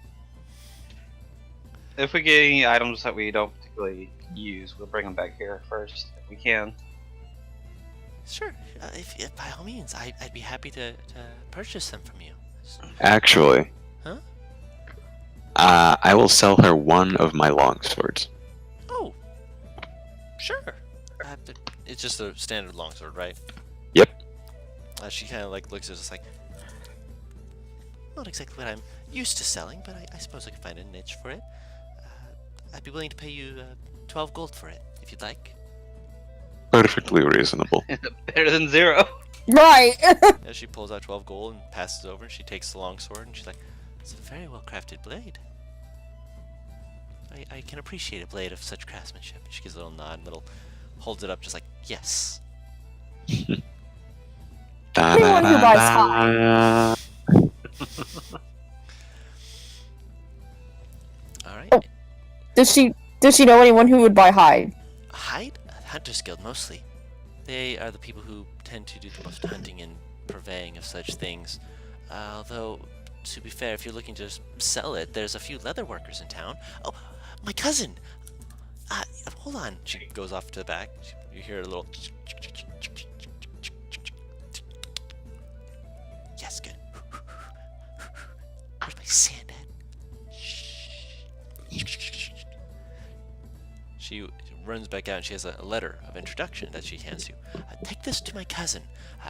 You asked about the chain for your book, and if there was a leather holster for it, that my cousin would be able to make it. He might be able to buy some of the hide as well. Great. This works out perfectly. Could you point us in the direction that he's in so we don't get lost? Down the street, to the left, make a right on the third door on your left. That's where he'll be. Sounds good. Oh, Thank you. third Thank you. left when you go down the street. I always forget that. Is there a sign on the shop? Does it say anything? It'll be right next to the cobbler's corner. His shop's name. He keeps changing it. He's kind of a pain in the side like that. He's very indecisive. But it should be called the. Oh, what did he name it last? Oh, please don't tell me that it's. It might still be under the name the Leather Wench. Hopefully not. I told him to take that down. Yeah, he's a great craftsman, but he's always trying to one up his names, and it's not his brightest move, to say the least. I'll whisper to Zadim to say sounds like Navarro's kind of place. What are the chances I overheard him? I'm guessing you're looking at her, listening to her, explain this all. So I'm gonna say low, Can I roll to see if I heard him? with disadvantage, but sure. What am I supposed to roll? Perception? Yes. Stealth check from Ixius. Oh boy. Barely, Levi, run! Dang. barely missed it. Believe it or not, Ixius is a stealthy boy. He's a very stealthy boy. Can I still hit him in the face? No. And you have no I'm like, reason can I complain and say woman's intuition that he's shit talking? No. Damn you. There's many things that I would say women's intuition can do. Being psychic is not one of them.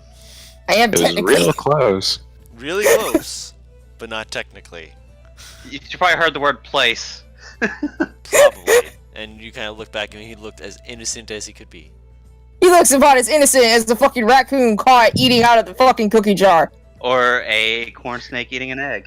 Zadim will just start walking down the street, just kind of ignoring both of them, just shaking his head.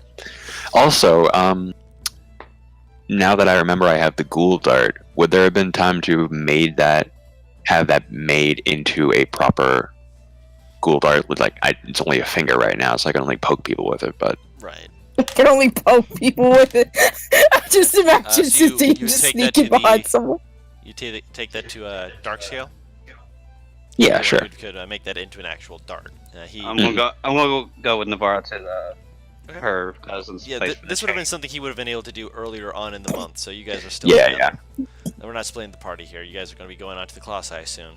But you guys wanted to do all your little month downtime shopping, which, again, I completely understand. Your character's like, yeah, we're having some fun, so I get it. I want to get the leather working and piercing done. You want? Oh yeah, you. I have a thing for piercings now that I know it can happen. Yeah. I thought that was already done.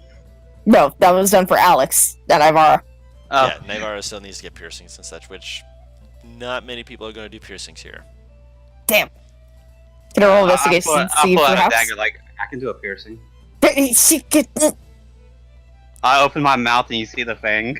The leatherworking Look. shop is very ramshackled. Just as soon as you walk up to it, it's not a like a broken down looking place. It is just got things are placed in kind of awkward-ish places. So when you look in, you're basically looking into a hide, so you can't really see past it unless you actually walk into the place. And when you go to the other one, there's a few strips of leather that are just kind of hanging in front of the window, making it again very obnoxious about trying to look through it.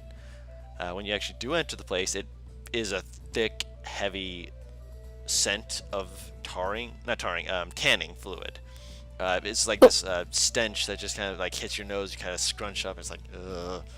And you see this little gnome running around with basically just 3 cloths over his face, just like, hello, Dan. Hold on a second. Pulls him down. Yeah. Hi, how you doing? Oh man, that's strong. What's up? That leather worker, as soon as we walk in here, this is very quiet. Punk and fucking Navarre just be like, if you want to bite me, you're gonna have to buy me dinner first, because you just hit him on the head. What? Oh, sorry. Hello. We heard you purchase a few things. You are the leather worker, right? Yeah. Well, what do you Does your need? cousin own a magic shop? She owns a trinket shop. Well, then, okay, Yo, you're the one we're looking for.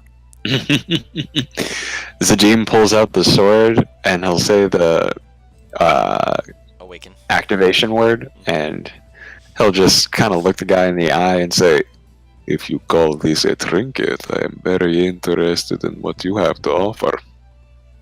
I pull out the ball. I'm like, this is definitely a trinket. I would agree with that. Fucking adventurous. Throws down a piece of leather, just shaking his head, just, Why do I have Adventurers make good money.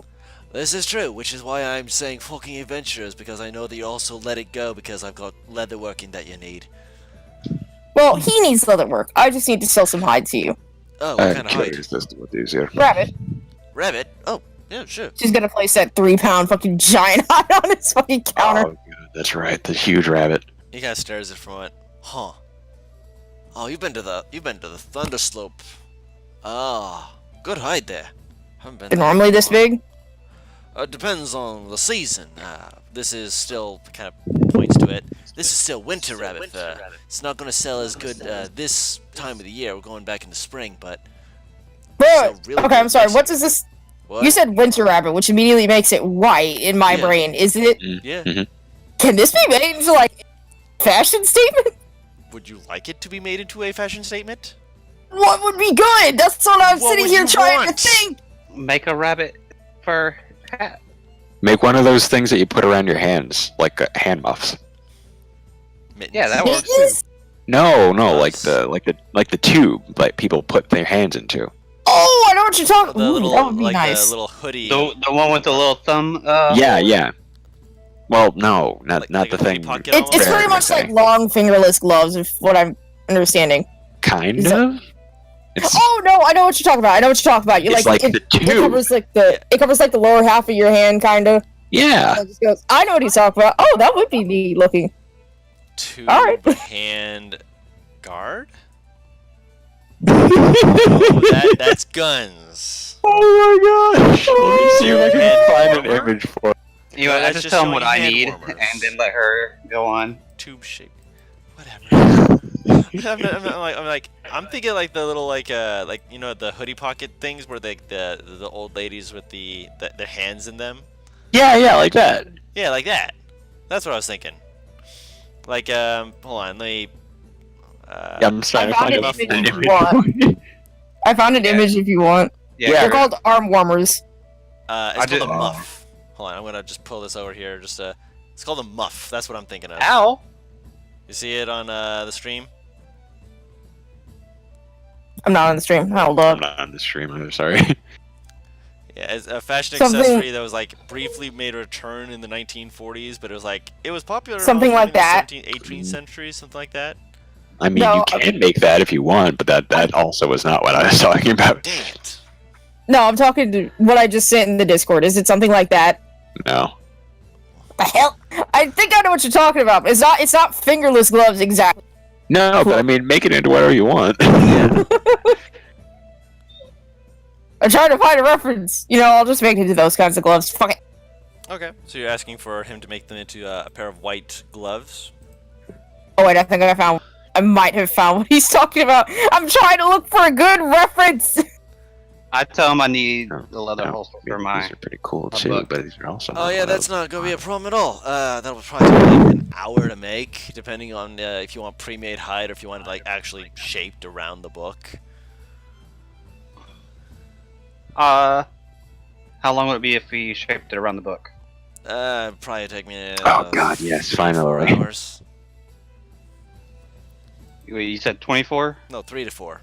I'm good at my craft. In that case, I want it shaped around the book, but I'm staying here. Yeah, sure. Take a seat. Paris, look in the Discord. I'm scared. What?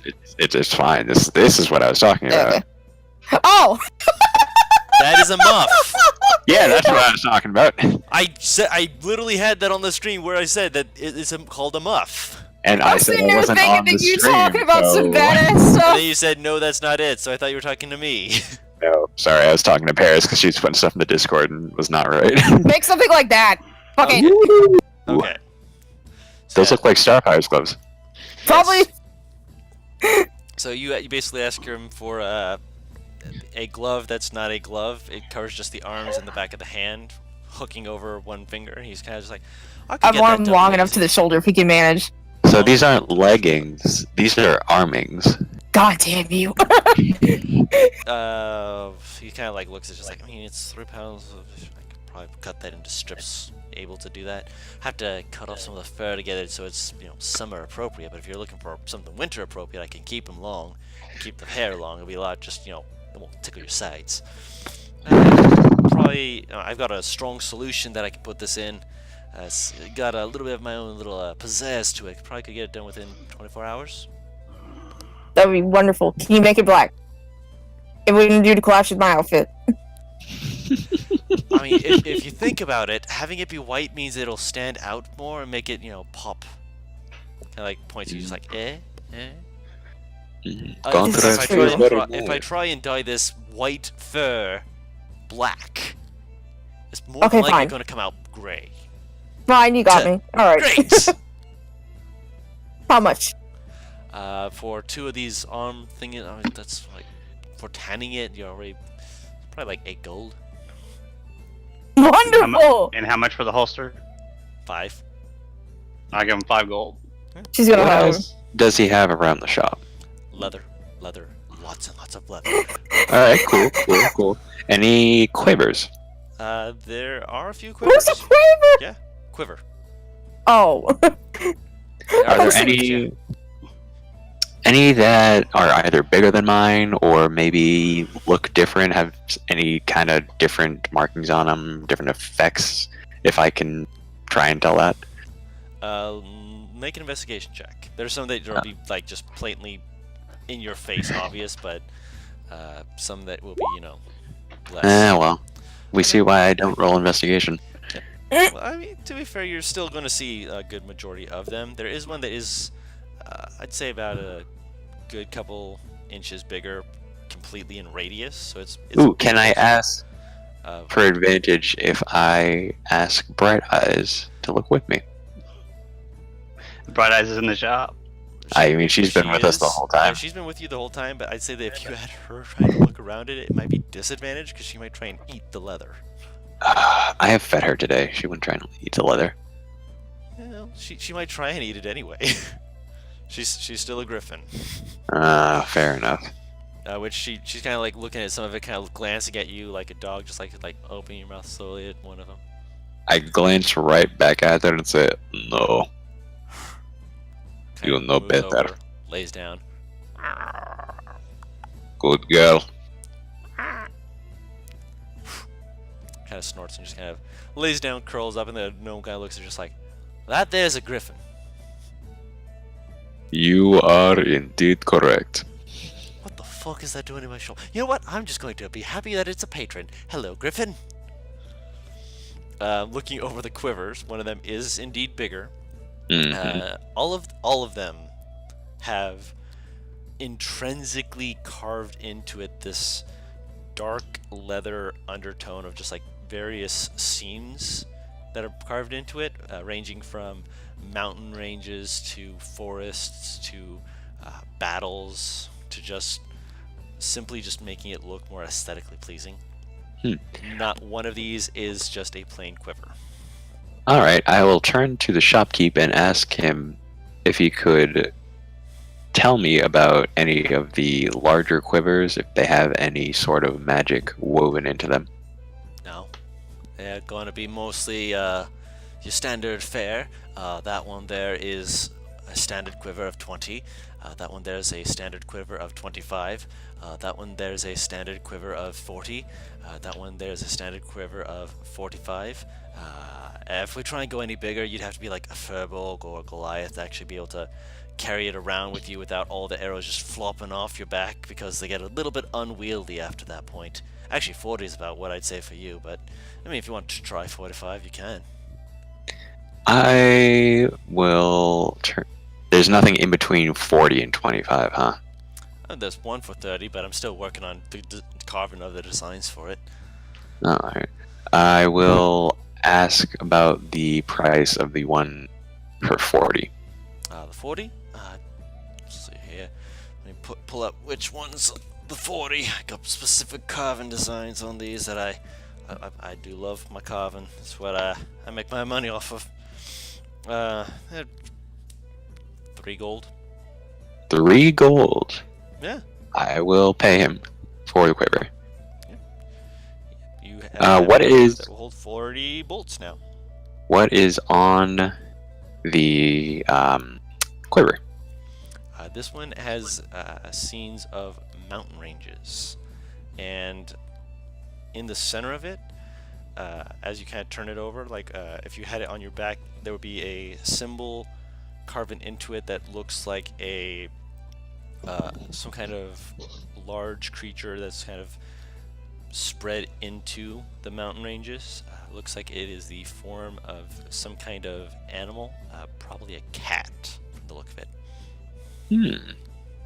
Do I recognize this kind of cat? You would not. This is it's mostly just because it's an artistic depiction.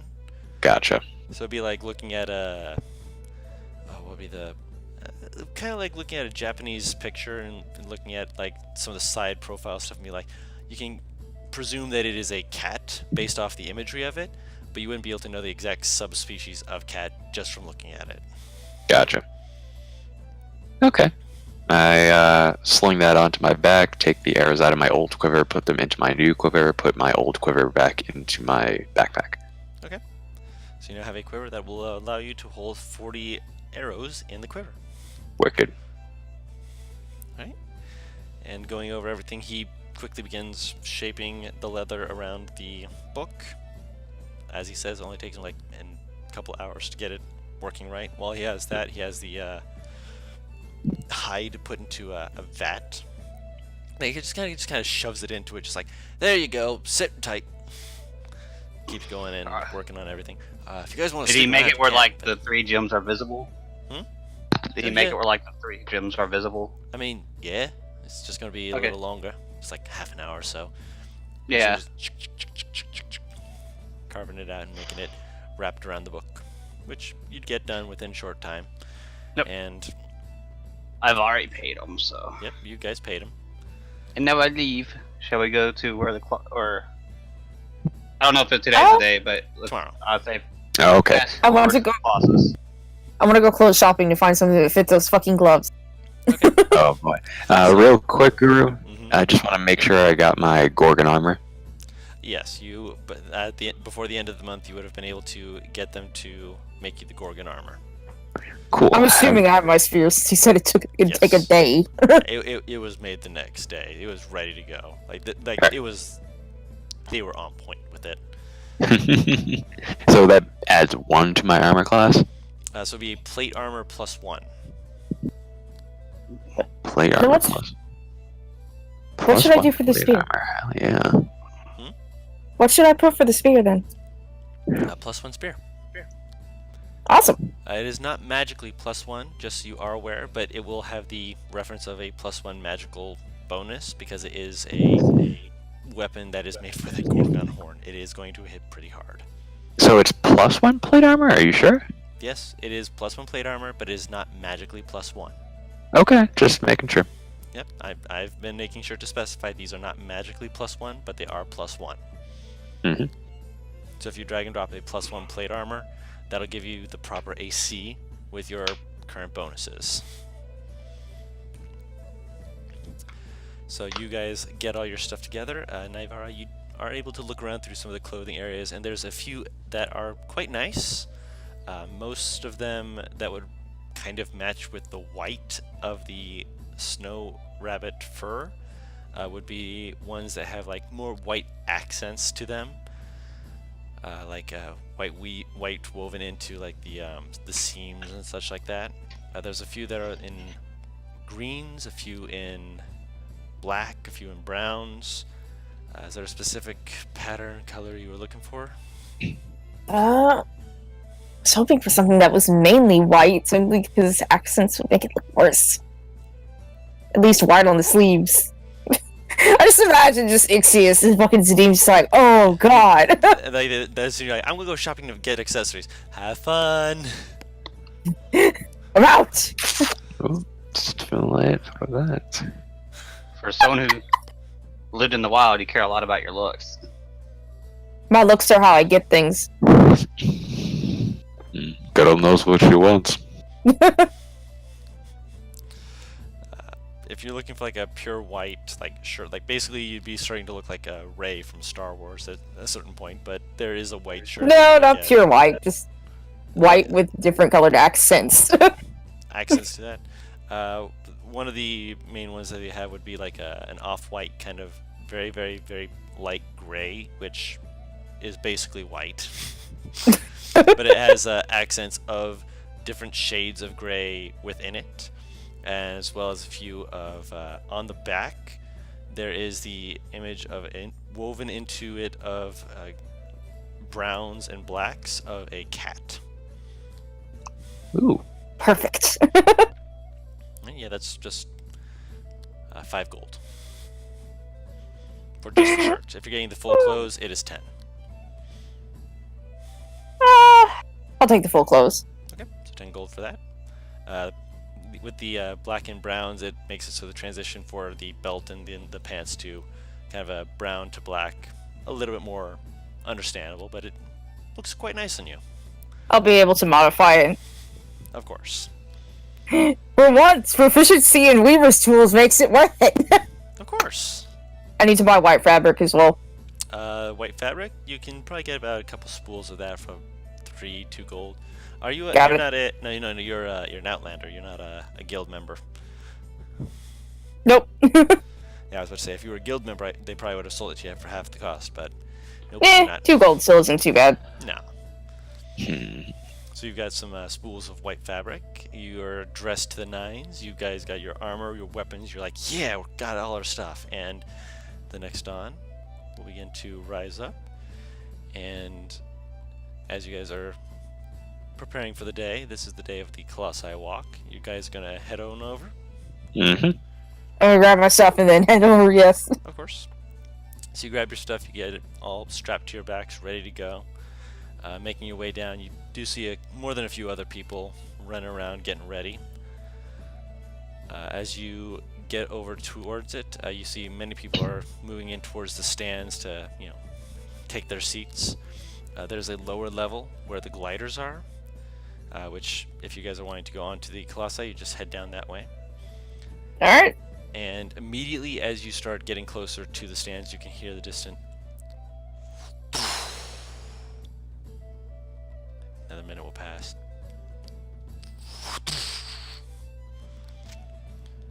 Once you make your way around the bleacher area and make your way towards where you see the hang gliders, you can actually see down the Colossi walk up towards the north and see a gargantuan entity. Face of... From this distance, it looks like it is made just completely out of stone. A living mountain that's just moving forward. Surprisingly enough, it's got some grace to it, with the image carved into it, or perhaps born with this image of a cat. Oh, Is it walking on its back legs or its front legs? It is walking on all fours. Hmm. So It's not kitty like cat! it's not like it's like a walking mountain of just like on 2 legs for a cat. It is a on all fours, just walking forward like it is prowling. It's a Back kitty arched cat! slightly. Yeah, it is a gargantuan cat, essentially, which is probably where the image of the cat on your quiver and on her back came from. Because this is an area where this thing passes by a lot. It is worship. Kind of. You see a few people actually, who are like pressing their hands together, bowing respectfully as they watch it beginning to approach. It's probably about a good mile or 2 out as you see one of the flight instructors beginning to, get everyone prepared. There's about a half dozen archers, kind of just sitting down, looking over at it. 2 or 3 others who are laying down in a prone position with heavy crossbows, like just waiting. I will walk over to them and ask, gentlemen, what exactly are you doing? Colossi is getting close. We're gonna be having our flyers pretty soon, getting ready to jump down onto the city. Thing is, those Mifits, as it's called. Make its motion towards his face. Can blind you. They're not exactly the nicest little buggers. You want to pop them before they get close to people. Getting yourself a face full of dust ain't gonna be a happy way to enter the village, especially if you crash land into the side of the mountain instead. Ugh. Understandable. Kind of looks over at you. It's like, you here to join the ranks of firing squad? I don't see why not. Although, out of character, are we still going? Yeah. To jump onto? Would I be able to fire while also floating over? Because you're basically using a paraglider, probably not. Ah, man. Ah, well. It's like one of those triangular gliders that you'd be basically riding on. Regrettably, I too am going to the city, so I will not be able to join you today. No problem. We need people with good eyes anyway. And hey, who knows? The people in the city are willing to fire back at these things too, so you shouldn't have too much difficulty. Too much. Don't jinx it. You might make it worse. Well, I always say this. It always is worse.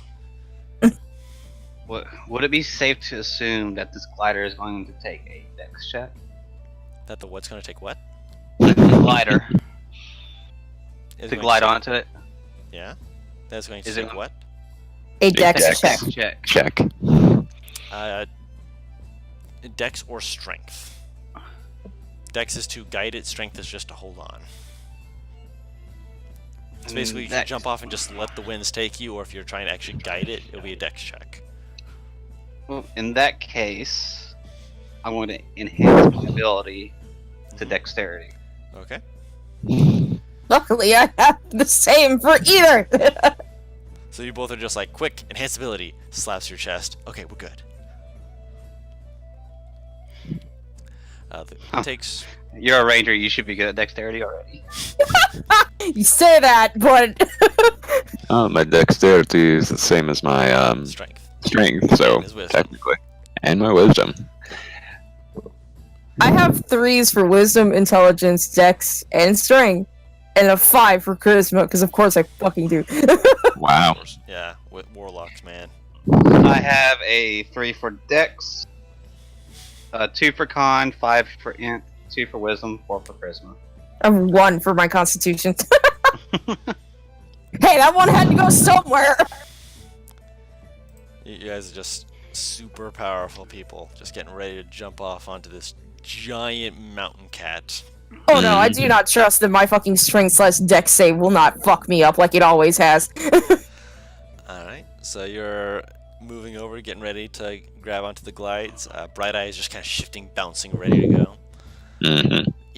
Eager to take off to the wings. The person kind of holds us, hold,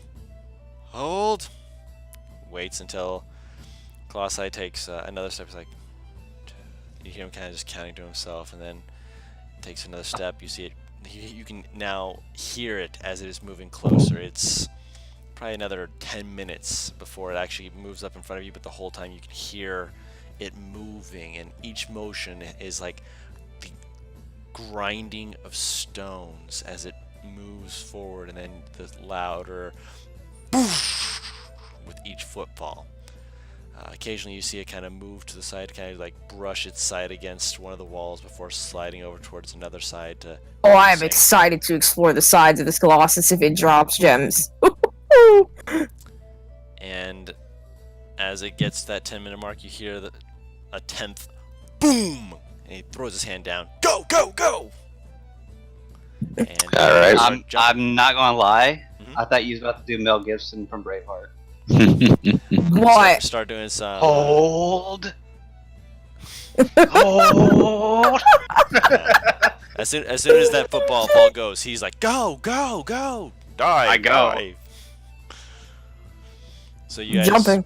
You see people starting to jump, you jump off, and the wind immediately, like, as soon as you jump off, is like a moment of just free fall, and then feeling the wind underneath it as it jolts you a little bit. There's a few straps that have been already attached to you. Make sure you don't, just drop down into nothingness. Which you see one person just like, oh, gets a thumbs up, flying towards it as it's starting to kind of list towards you guys as it's starting to move like it's going to rub up against the side of this wall. As you guys are gliding towards it, it'll probably take maybe just 2-3 minutes to get there, but you can immediately see the swarm of specks that kind of just start to poke out and just fly around its legs much closer now that you're actually moving towards this, with a few of them that are starting to fly up your way. The creatures have long noses. Their wings are just this light tan dust covering, and they don't look friendly. They've got these lower jaws that kind of protrude past their upper jaws with sharp, almost razorish tips to them, as they have a cloud of dust just kind of falling off their form as they're moving up. As they start to move up, you hear fire, and you see a wave, just several bolts just and so these creatures just pop right next to each other. Some of them just kind of jolts from side to side from getting hit by their own allies, but others are still making their way up to you. Another couple seconds later, fire! Eventually, though, some of them do get closer.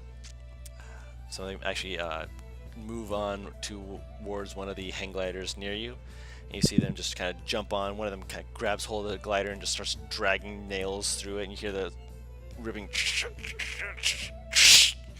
You hear the person just like, oh no, oh no, as he starts to slowly. That guy near me? Mm-hmm. Is that guy that's getting attacked near me? Yeah, he's within, I'd say, 150 feet. Oh, then never mind. He's not like right next to you. Yeah, I thought he was like next to me. No, he's within 150 feet. He's probably about, say, 35 feet. Are we strapped to this thing or holding on to it? Strapped The and glider. holding on. What are the chances I can steer to help? I'll just that'd blast be a these to dex check. 120. I'm not letting go.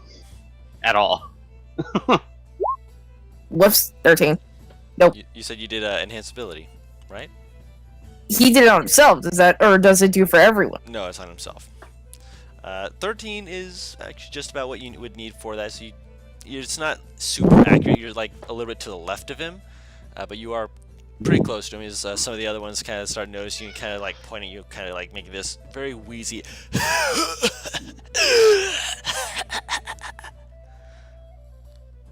Can I witch One of bolt the this things? bastard? Yeah.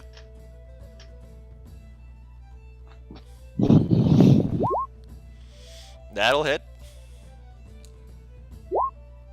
The lightning bolt just flies off your hands as it slams into its chest. Kind of looks at it like, and it starts speaking in this raspy, gravelly voice as it's going to try and fly over and strike back at you.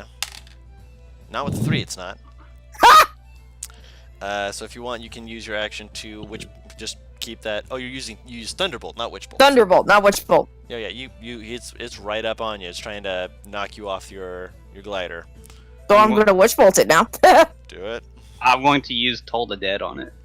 Oh, wisdom save from it. That'll be before. And what is your save? DC 15. It fails. It's already taken damage, so roll that d12 So- necrotic.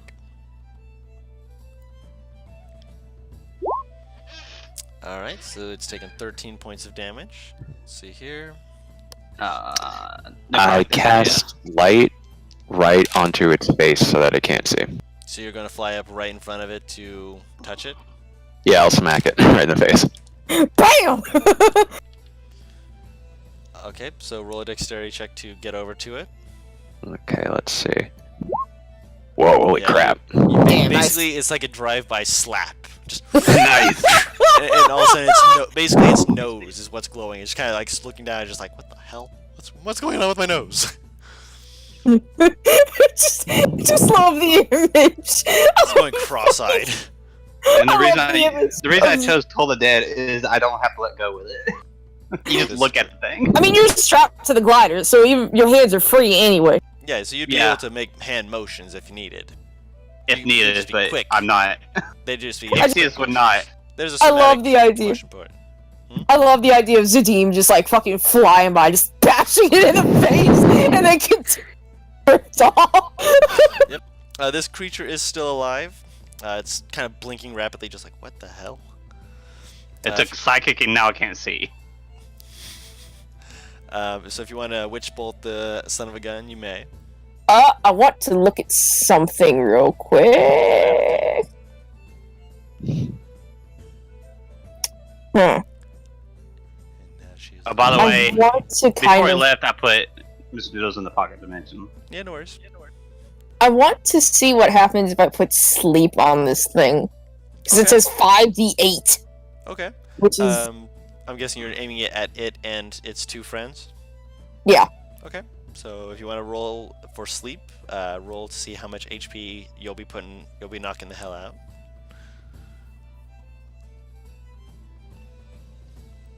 It's a second level spell, right? Yes. Okay. That is 32. Okay. So let me. I don't understand how this spell works. I'm sorry. Basically, it tries to put to sleep a number of creatures equaling the number you roll. Well, not a number of creatures, a number of hit points equal to the number you roll, starting with the person with the most hit points. The most? I thought it was the lowest. Lowest? Is it lowest first? I thought it was lowest first. Let me check. Here, let me check. I'm staring at it right now. The spell sends creatures into a magical slumber. Roll 5d8. The total is how many hit points of creatures the spell can affect. Creatures within 20 feet of a point you choose within range are affected in ascending order of their current hit points. So, starting with the creature that has the lowest current hit points.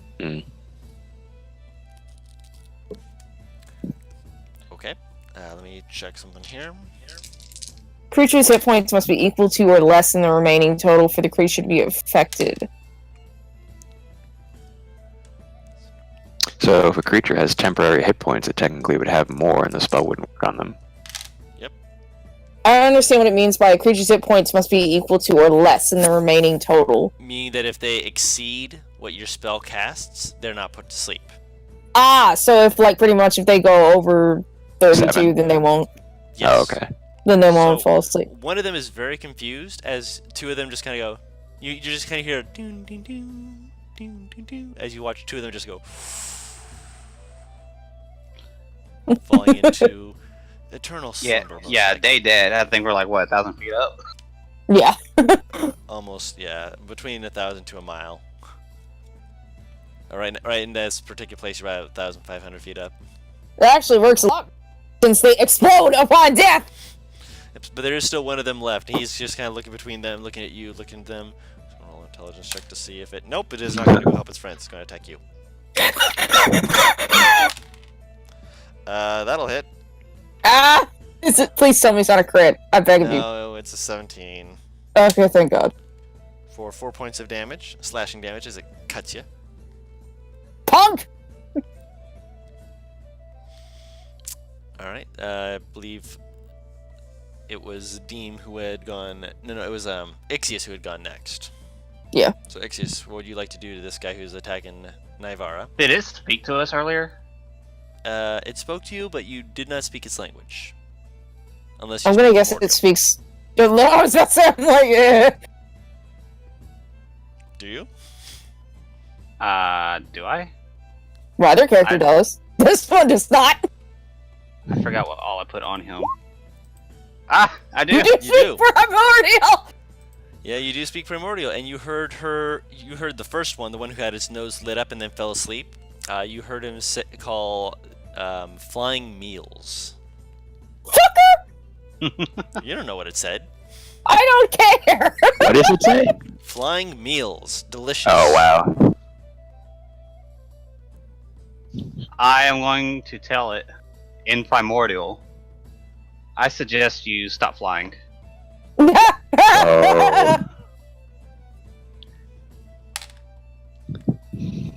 It's what 15. Yep. It kind of tilts its head at you and flips you off. It got an 18, so it beat your. It said, Okay. "Fuck you." Literally. Zadim. Is this... Yeah, go ahead. I'm looking at something. Also, Okay. Bright Eye is flying with you. Yep. And she is free. That's she what I does not figured. have a glider. I would assume not. Cool. So I'll ask her to attack it, Okay. and I will also throw a dart at it. Okay, just a standard dart. Yeah, not my ghoul dart, because my luck it's gonna die and then I'm gonna lose it because I only have You're one. You're gonna throw your other darts. You're probably gonna lose them too. But go ahead and throw them. I know, but I can retrieve a ghoul dart on something else that's not flying 1,000 feet in the air. Yep. So go ahead and do your 2 attacks, yours and hers. Okay, first hers. As she flies up to claw at it, that will miss. Okay, and That will also miss. all right. Alright, so we're back. And the other guy, let me see if he's going to. Just barely, he's holding on. He's just kind of looking panicked. The wind's kind of slowly kind of going through his glider. Let me see here if they notice. Plus, oh yeah, they notice. Let's see if they hit. You hear a, as you see a bolt fly past the creature from the Colossi that you're approaching. As someone looks like they noticed and they were taking a shot at it, but they missed. Well, right. Alright, so Naivara, it's back to your turn. I'm gonna use another fucking spell because I can, since short rests are amazing. Mm-hmm. Fuck, I forget that it opens up a little window thing. Con save shatter. Ooh boy. Are you casting that on yourself? No. Yes, she's I'm totally casting a damaging spell on my own person. She's casting it on the creature behind it to avoid hitting Bright Eye, I would presume. Yeah. I thought the creature was like on her glider. That's why No, I said it's not on the glider. It's like right in front of her, which she can put a shatter spell just barely in front of her. Just whereas wanting to bite out a of the way- titty. What? I said, just wanting to bite a titty, and I'm not prepared for this. Pretty much. With a natural 1, it does not. And so it takes the full 11 thunder damage. And Now, looks is this very- an elemental of any kind, like a rock? It appears to be. Wouldn't it take extra damage from shatter? No. That's constructs. I knew shatter had like something extra. I don't remember what Yeah, it was. Well- with constructs. It doesn't say construct specifically, but it's like shit that's made out of rock or crystal or whatever. Let me pull it up here. That is completely pointless information you have given me, book, because this creature this particular thing does not require anything for that. So yeah, it figured out what you did. Hi, yeah, I'm hurting you. Come get some. 6, 12, 15. How much HP do you have? 24? You're lucky. Oh no, it's 25. You're Excuse lucky. me. It attempts to put you to sleep. I mean, I'm on a glider, so I just doze. Yeah, you would doze and you would start going down. But you have more HP than it was expecting. So you do not go to sleep, and it looks very confused. Back to I'm gonna in Ait'seh. turn flip it off. Wait! It wouldn't work anyway. I'm an You're elf. You cannot be magically put to sleep. I'm going. The one she hit. I'm going to hit it with magic missile at level 2. The one I've been Slam away. pulverizing. Slam away. What? There's I nothing there. I literally pushed the button. What the fuck? Try again.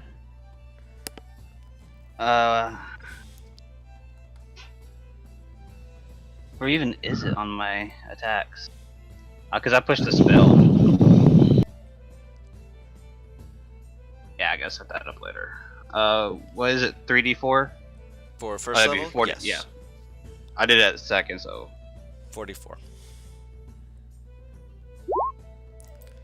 For 11 points, that's 22 in total. Naivara and Bright Eye make a Constitution save. Oh, why is it always gone? Frick. What do I keep telling you? 7. You're It blinded. burns. Come on, baby. She's proficient. Yeah, she's fine. She can close her eyes as she sees it. And Never, you're like, haha, and then you see just these little darts just suddenly slam into you. You kind of look and you're like, what? Eyes wide open, right in And your as a face. bonus action, I'm going to bring Mr. Noodles on Navarra. Okay. I'm going to assume I recognize that it's Mr. Noodles and don't start slapping whatever just landed on me. You might, because it just suddenly is on your shoulder, and you are currently blind. At the end of your turn, you can make another Constitution save. You're still blinded. Mm, I'm going to assume he's going to cast lesser restoration through Mr. Noodles. Yes. Okay. So as soon as he does that, you can feel the magic kind of like pushing the dust out of your eye. And you're like, oh, I can see. You look up and you see the imminent, very quickly approaching form of the Colossi, and you're like, oh, right, that's a thing. Shit!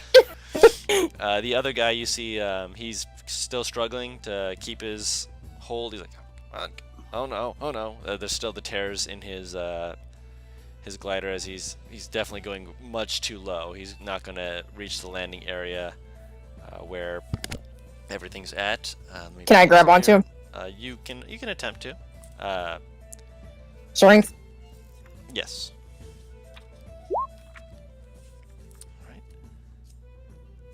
Alright, so you're trying to like help pull him onto yours, or trying to just help Pull him on. stabilize his- I don't know which would be better, because pulling him... Well, no, these gliders are fucking meant for weight, so I would assume, like, pull him onto mine at the very least. Yeah, he kind of looks. He's like, like you see him like fumbling with his latches, and as he pulls himself free, he's like, "Please don't let go." He grabs hold of your arm, and he lets you pull him over, and you see the glider just kind of drop off. I'm going to be doing this, but failing because it's a cantrip. I'm going to be using prestidigitation to keep putting like puffs of wind under their glider. All right, so you're just like quick. You're trying your best, and you're like, I don't know if this is gonna work. Yeah, Okay, my mother has just reconfirmed that she is She-Hulk. She broke the handle of one of our knives in half. oh On no. accident! Oh man. Seems legit. Jesus fucking Christ! I think you need to start getting knives wholly made out of metal. You know, I'm starting to agree with you. The thing is, knives are wholly made out of metal. No, you need metal handles, like Yeah. wholly carved, wholly forged knife made out of metal, like a one solid piece knife, Yeah. Holy forge! holy forged. wholly forged. I know what the word you're actually using. I know, it's No, no, beautiful. no. Wholly sounds about right. Anyway, Anyways, does this as guy you're, make it? you're trying to keep her up. It's doing its best, but you can, like Navarra, everyone else is above you. Your like glider is nose first, aiming towards the sides of the cliff, and you're just like, oh no. You know, Okay. let's see. I'll as have you- bright eyes grab them from behind and just try and aid them a little bit. It's still not going to get it quite up. We'll give just a moment for Ixius just to let the tension build of you going, shit, no. how high are we up? From the Colossi or from the ground? From the Colossi, From let's the say. Colossi. Because that's what we're aiming for. You're moving at it at a rather quick pace, so probably going to be within 30 feet of it in probably about a couple seconds. What are the chances that I could just unlatch and land?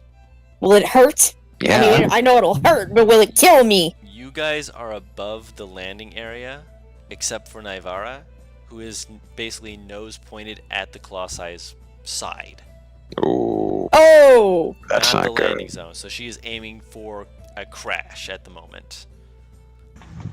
Great. Can you hear me? I can hear Yeah. you now. Hello. Okay. I'm on my phone. I'm outside. No Mhm. worries. Well, I'm fucked.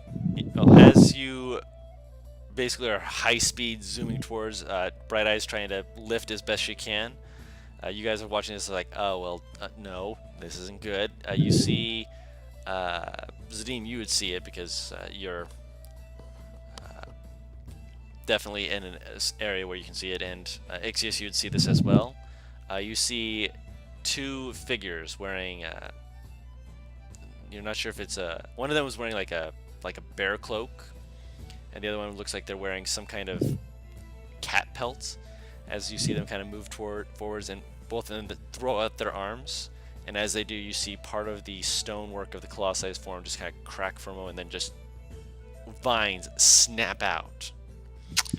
Druids. Both Gotta love 'em. As soon as you get within 20 feet, they wrap around the sides of the glider's hand grip, pull it, and basically give you the tilt you need to get up over it. As a motion and just give you a little to throw it over to allow you to actually be in the landing zone. They don't actually let go, so there's a little bit jolting and jarring, and the guy actually almost falls out of your arms as you're holding on to him. But you do eventually get to a point where they slowly let you down. Just moving back and forth as they pause, as they are right next to you, give a little wiggle of a wave, and then they go back. Whoever did that, I owe a fucking. You know fucking what? I just wanted you to know I had a rescue plan. Oh yeah, of course. They're used to this. Speaking What of was the rescue plan? However, I'm curious. Probably Featherfall. probably Featherfall. No, I was going to Misty Step to him, and then Misty Step up there with him. That would have worked. Fair enough. But I think you can only do it with one person, not with two. And she had the other dude with her as well. I mean, Like I said I had a rescue plan for Navarre. Of course, of course.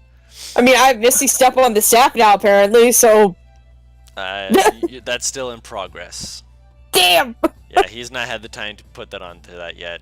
If you were wanting to try and enchant that yourself, you could begin the attempting of that. It'll take quite a bit of time for you to do that, since this would be your first attempt at enchanting. Oh, I would be giving it to fucking Ixius. You can attempt to do it too. It would just take some time to actually figure out how to do it. Yeah, but he's the expert on enchanting. Yeah. I know where my strengths lie. Yeah. It ain't in enchanting. Fair enough. As you've touched down, the other guy he's immediately falls down to the ground, stares, but this guy is just like, that was awesome, but that Was it? sucked. Yeah. Thank you for coming back for me. That would have been a little bit more jarring if I had met with the ground rather than the Colossi. Watching people die isn't exactly on my bucket list. Good. It ain't on mine either. The guy gets up, dusts himself off. A few other people, you see this woman kind of come over, and he looks at her, he's just like, oh, protect me. This is gonna hurt a lot worse. Your wife? No, my boss. And you see her just kind of run over, grab him by the ear, twist it. He's immediately on his knees. She's like, what did I tell you about staying with the group? I'm so sorry. What does this woman look like? Ow. She is a human woman. She's got 2 piercings in her ear that you can see, left ear, one of which looks like it's got a little bone dangling from it. She's wearing accented hide armor. It looks like it's got hide armor with bones running down it in that that ladder pattern.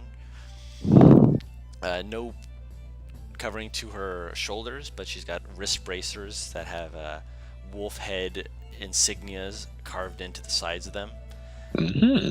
She's dark skinned with a very, very maroon lips and these vibrant green eyes. Her hair is this flaming red that's done up into a ponytail with the ends kind of sticking up. And she's just holding on to this poor bastard who's just on his knees, just kind of looking over I didn't exactly plan that, did I? No. Wait, What is the guy her body look type? like? Her body type? Yes. Athletic. Hello, nurse. What does the guy look like, though? He's fairly he's a thick-shouldered guy. He's fairly athletic, but he's kind of more demure, more definitely not a brawler type. More of a I'm strong from doing other things. He's not wearing any armor. He's wearing just a button-up white shirt with overalls. Actually, no, not overalls. The straps on the shoulders. What are they called? Fuck. Coveralls? Not coverall. Are they called coveralls? They're the straps that you have Maybe? on the pants over your shoulders, but they aren't. Suspenders. Suspenders. Thank you. He's got a pair of suspenders that are kind of latched over his shoulders, but other than that, he's a fairly standard-looking guy. He's got a thick pack on his back. A moment later, you see Everin just kind of like slowly just kind of peter in. And he's like, he doesn't land so much as he just kind of, you hear him just kind of shh, and you watch him just keep gliding. He doesn't stop himself. He's just like holding on, just like, let's go, and just, it's still attached to him. You just see him kind of just, are we on land Yeah, yet? You alright back there? I wasn't expecting this. I'll ask everyone if anyone's hurt. No I one mean, besides. I took a little damage. Yeah. I'll give her a cure wounds. Okay. So Unless you roll like 8 unless you roll like 2 nat ones and you just put me to full health, so thank you. Yep. So, So, yeah, well, let's see. Watch it roll a 3, I'm gonna start cackling. Mm-hmm. Okay, no, I'm fine. It's impossible. It's just so you know, it's impossible for me to roll a 3. yeah. That's what. It's 3 plus his intelligence modifier plus whatever he rolls. So yeah. Yeah. Thank you for topping me off. Yeah, he pats your shoulder and you're just, any wounds you had are just gone. The guy is eventually let up and he's just like, I'd like my ear where it is, thank you. Yeah, well, kind of holds It doesn't look like you're gonna get it back in all pieces. He kind of holds up his hand, kind of looks over you, just like, I like having my limbs attached to my body, and she's Navarro's gonna walk up to the girl and hold out her hand. She pauses, kind of looks down at your hand, looks up at you, slowly. She's going to send her her best charming smile. She notes it, holds out her hand slowly, kind of grips it. She gives a squeeze to it, like a very tight squeeze, just to kind of test you. She's gonna squeeze back. Slowly raises an eyebrow, just Roll strength. You know what? Should I? This is basing off your strength score, in which she kind of raises a brow slowly, just Avera. Navarra. Naivara. It's nice to meet you. Nice to meet you, Naivara. I sigh. Exist knows where this is already headed, and I love it. Everyone knows where this is headed. Yeah. Hey, You're just because I'm consistent. predictable doesn't mean that it's not fun. You're Yeah, it's true. consistent. Yes, she is.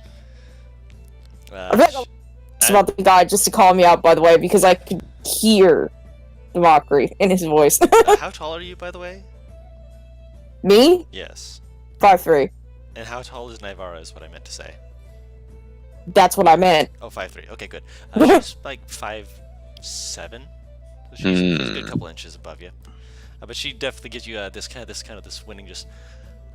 Okay, didn't realize that. What are you, sorcerer, druid? It doesn't matter. I don't really care. Nice spell weaving you did out there. Haven't seen anything like that full that far in quite some time. It was amusing to say the least. Well, thank you. I mean, I'm not actually going- hit the bottom. I mean, it only lasts for like what, a minute? What? I'm. Wait, I didn't hear exactly. far distance in a minute. This is true. Maybe they will hit the bottom. Serves them right. Mom made me cookies. Sorry. I literally look over and see if they hit the bottom. Wait, what? What did Look you over just what? say? You cut out. He's gonna see if they hit the bottom. Yeah, I want to look over the edge. You can't see if they hit the bottom. It's quite a distance away. So if they did, it would probably. And if they did and they landed in such a way that they would, take damage. You probably wouldn't. What be do able my to see snake anything eyes moving see? up. Your snake eyes. I'm sorry, see I just thought of the Looney Tunes fall, where like Wile E. Coyote falls, and you just see this little very Like a little small puff of puff smoke. of dust.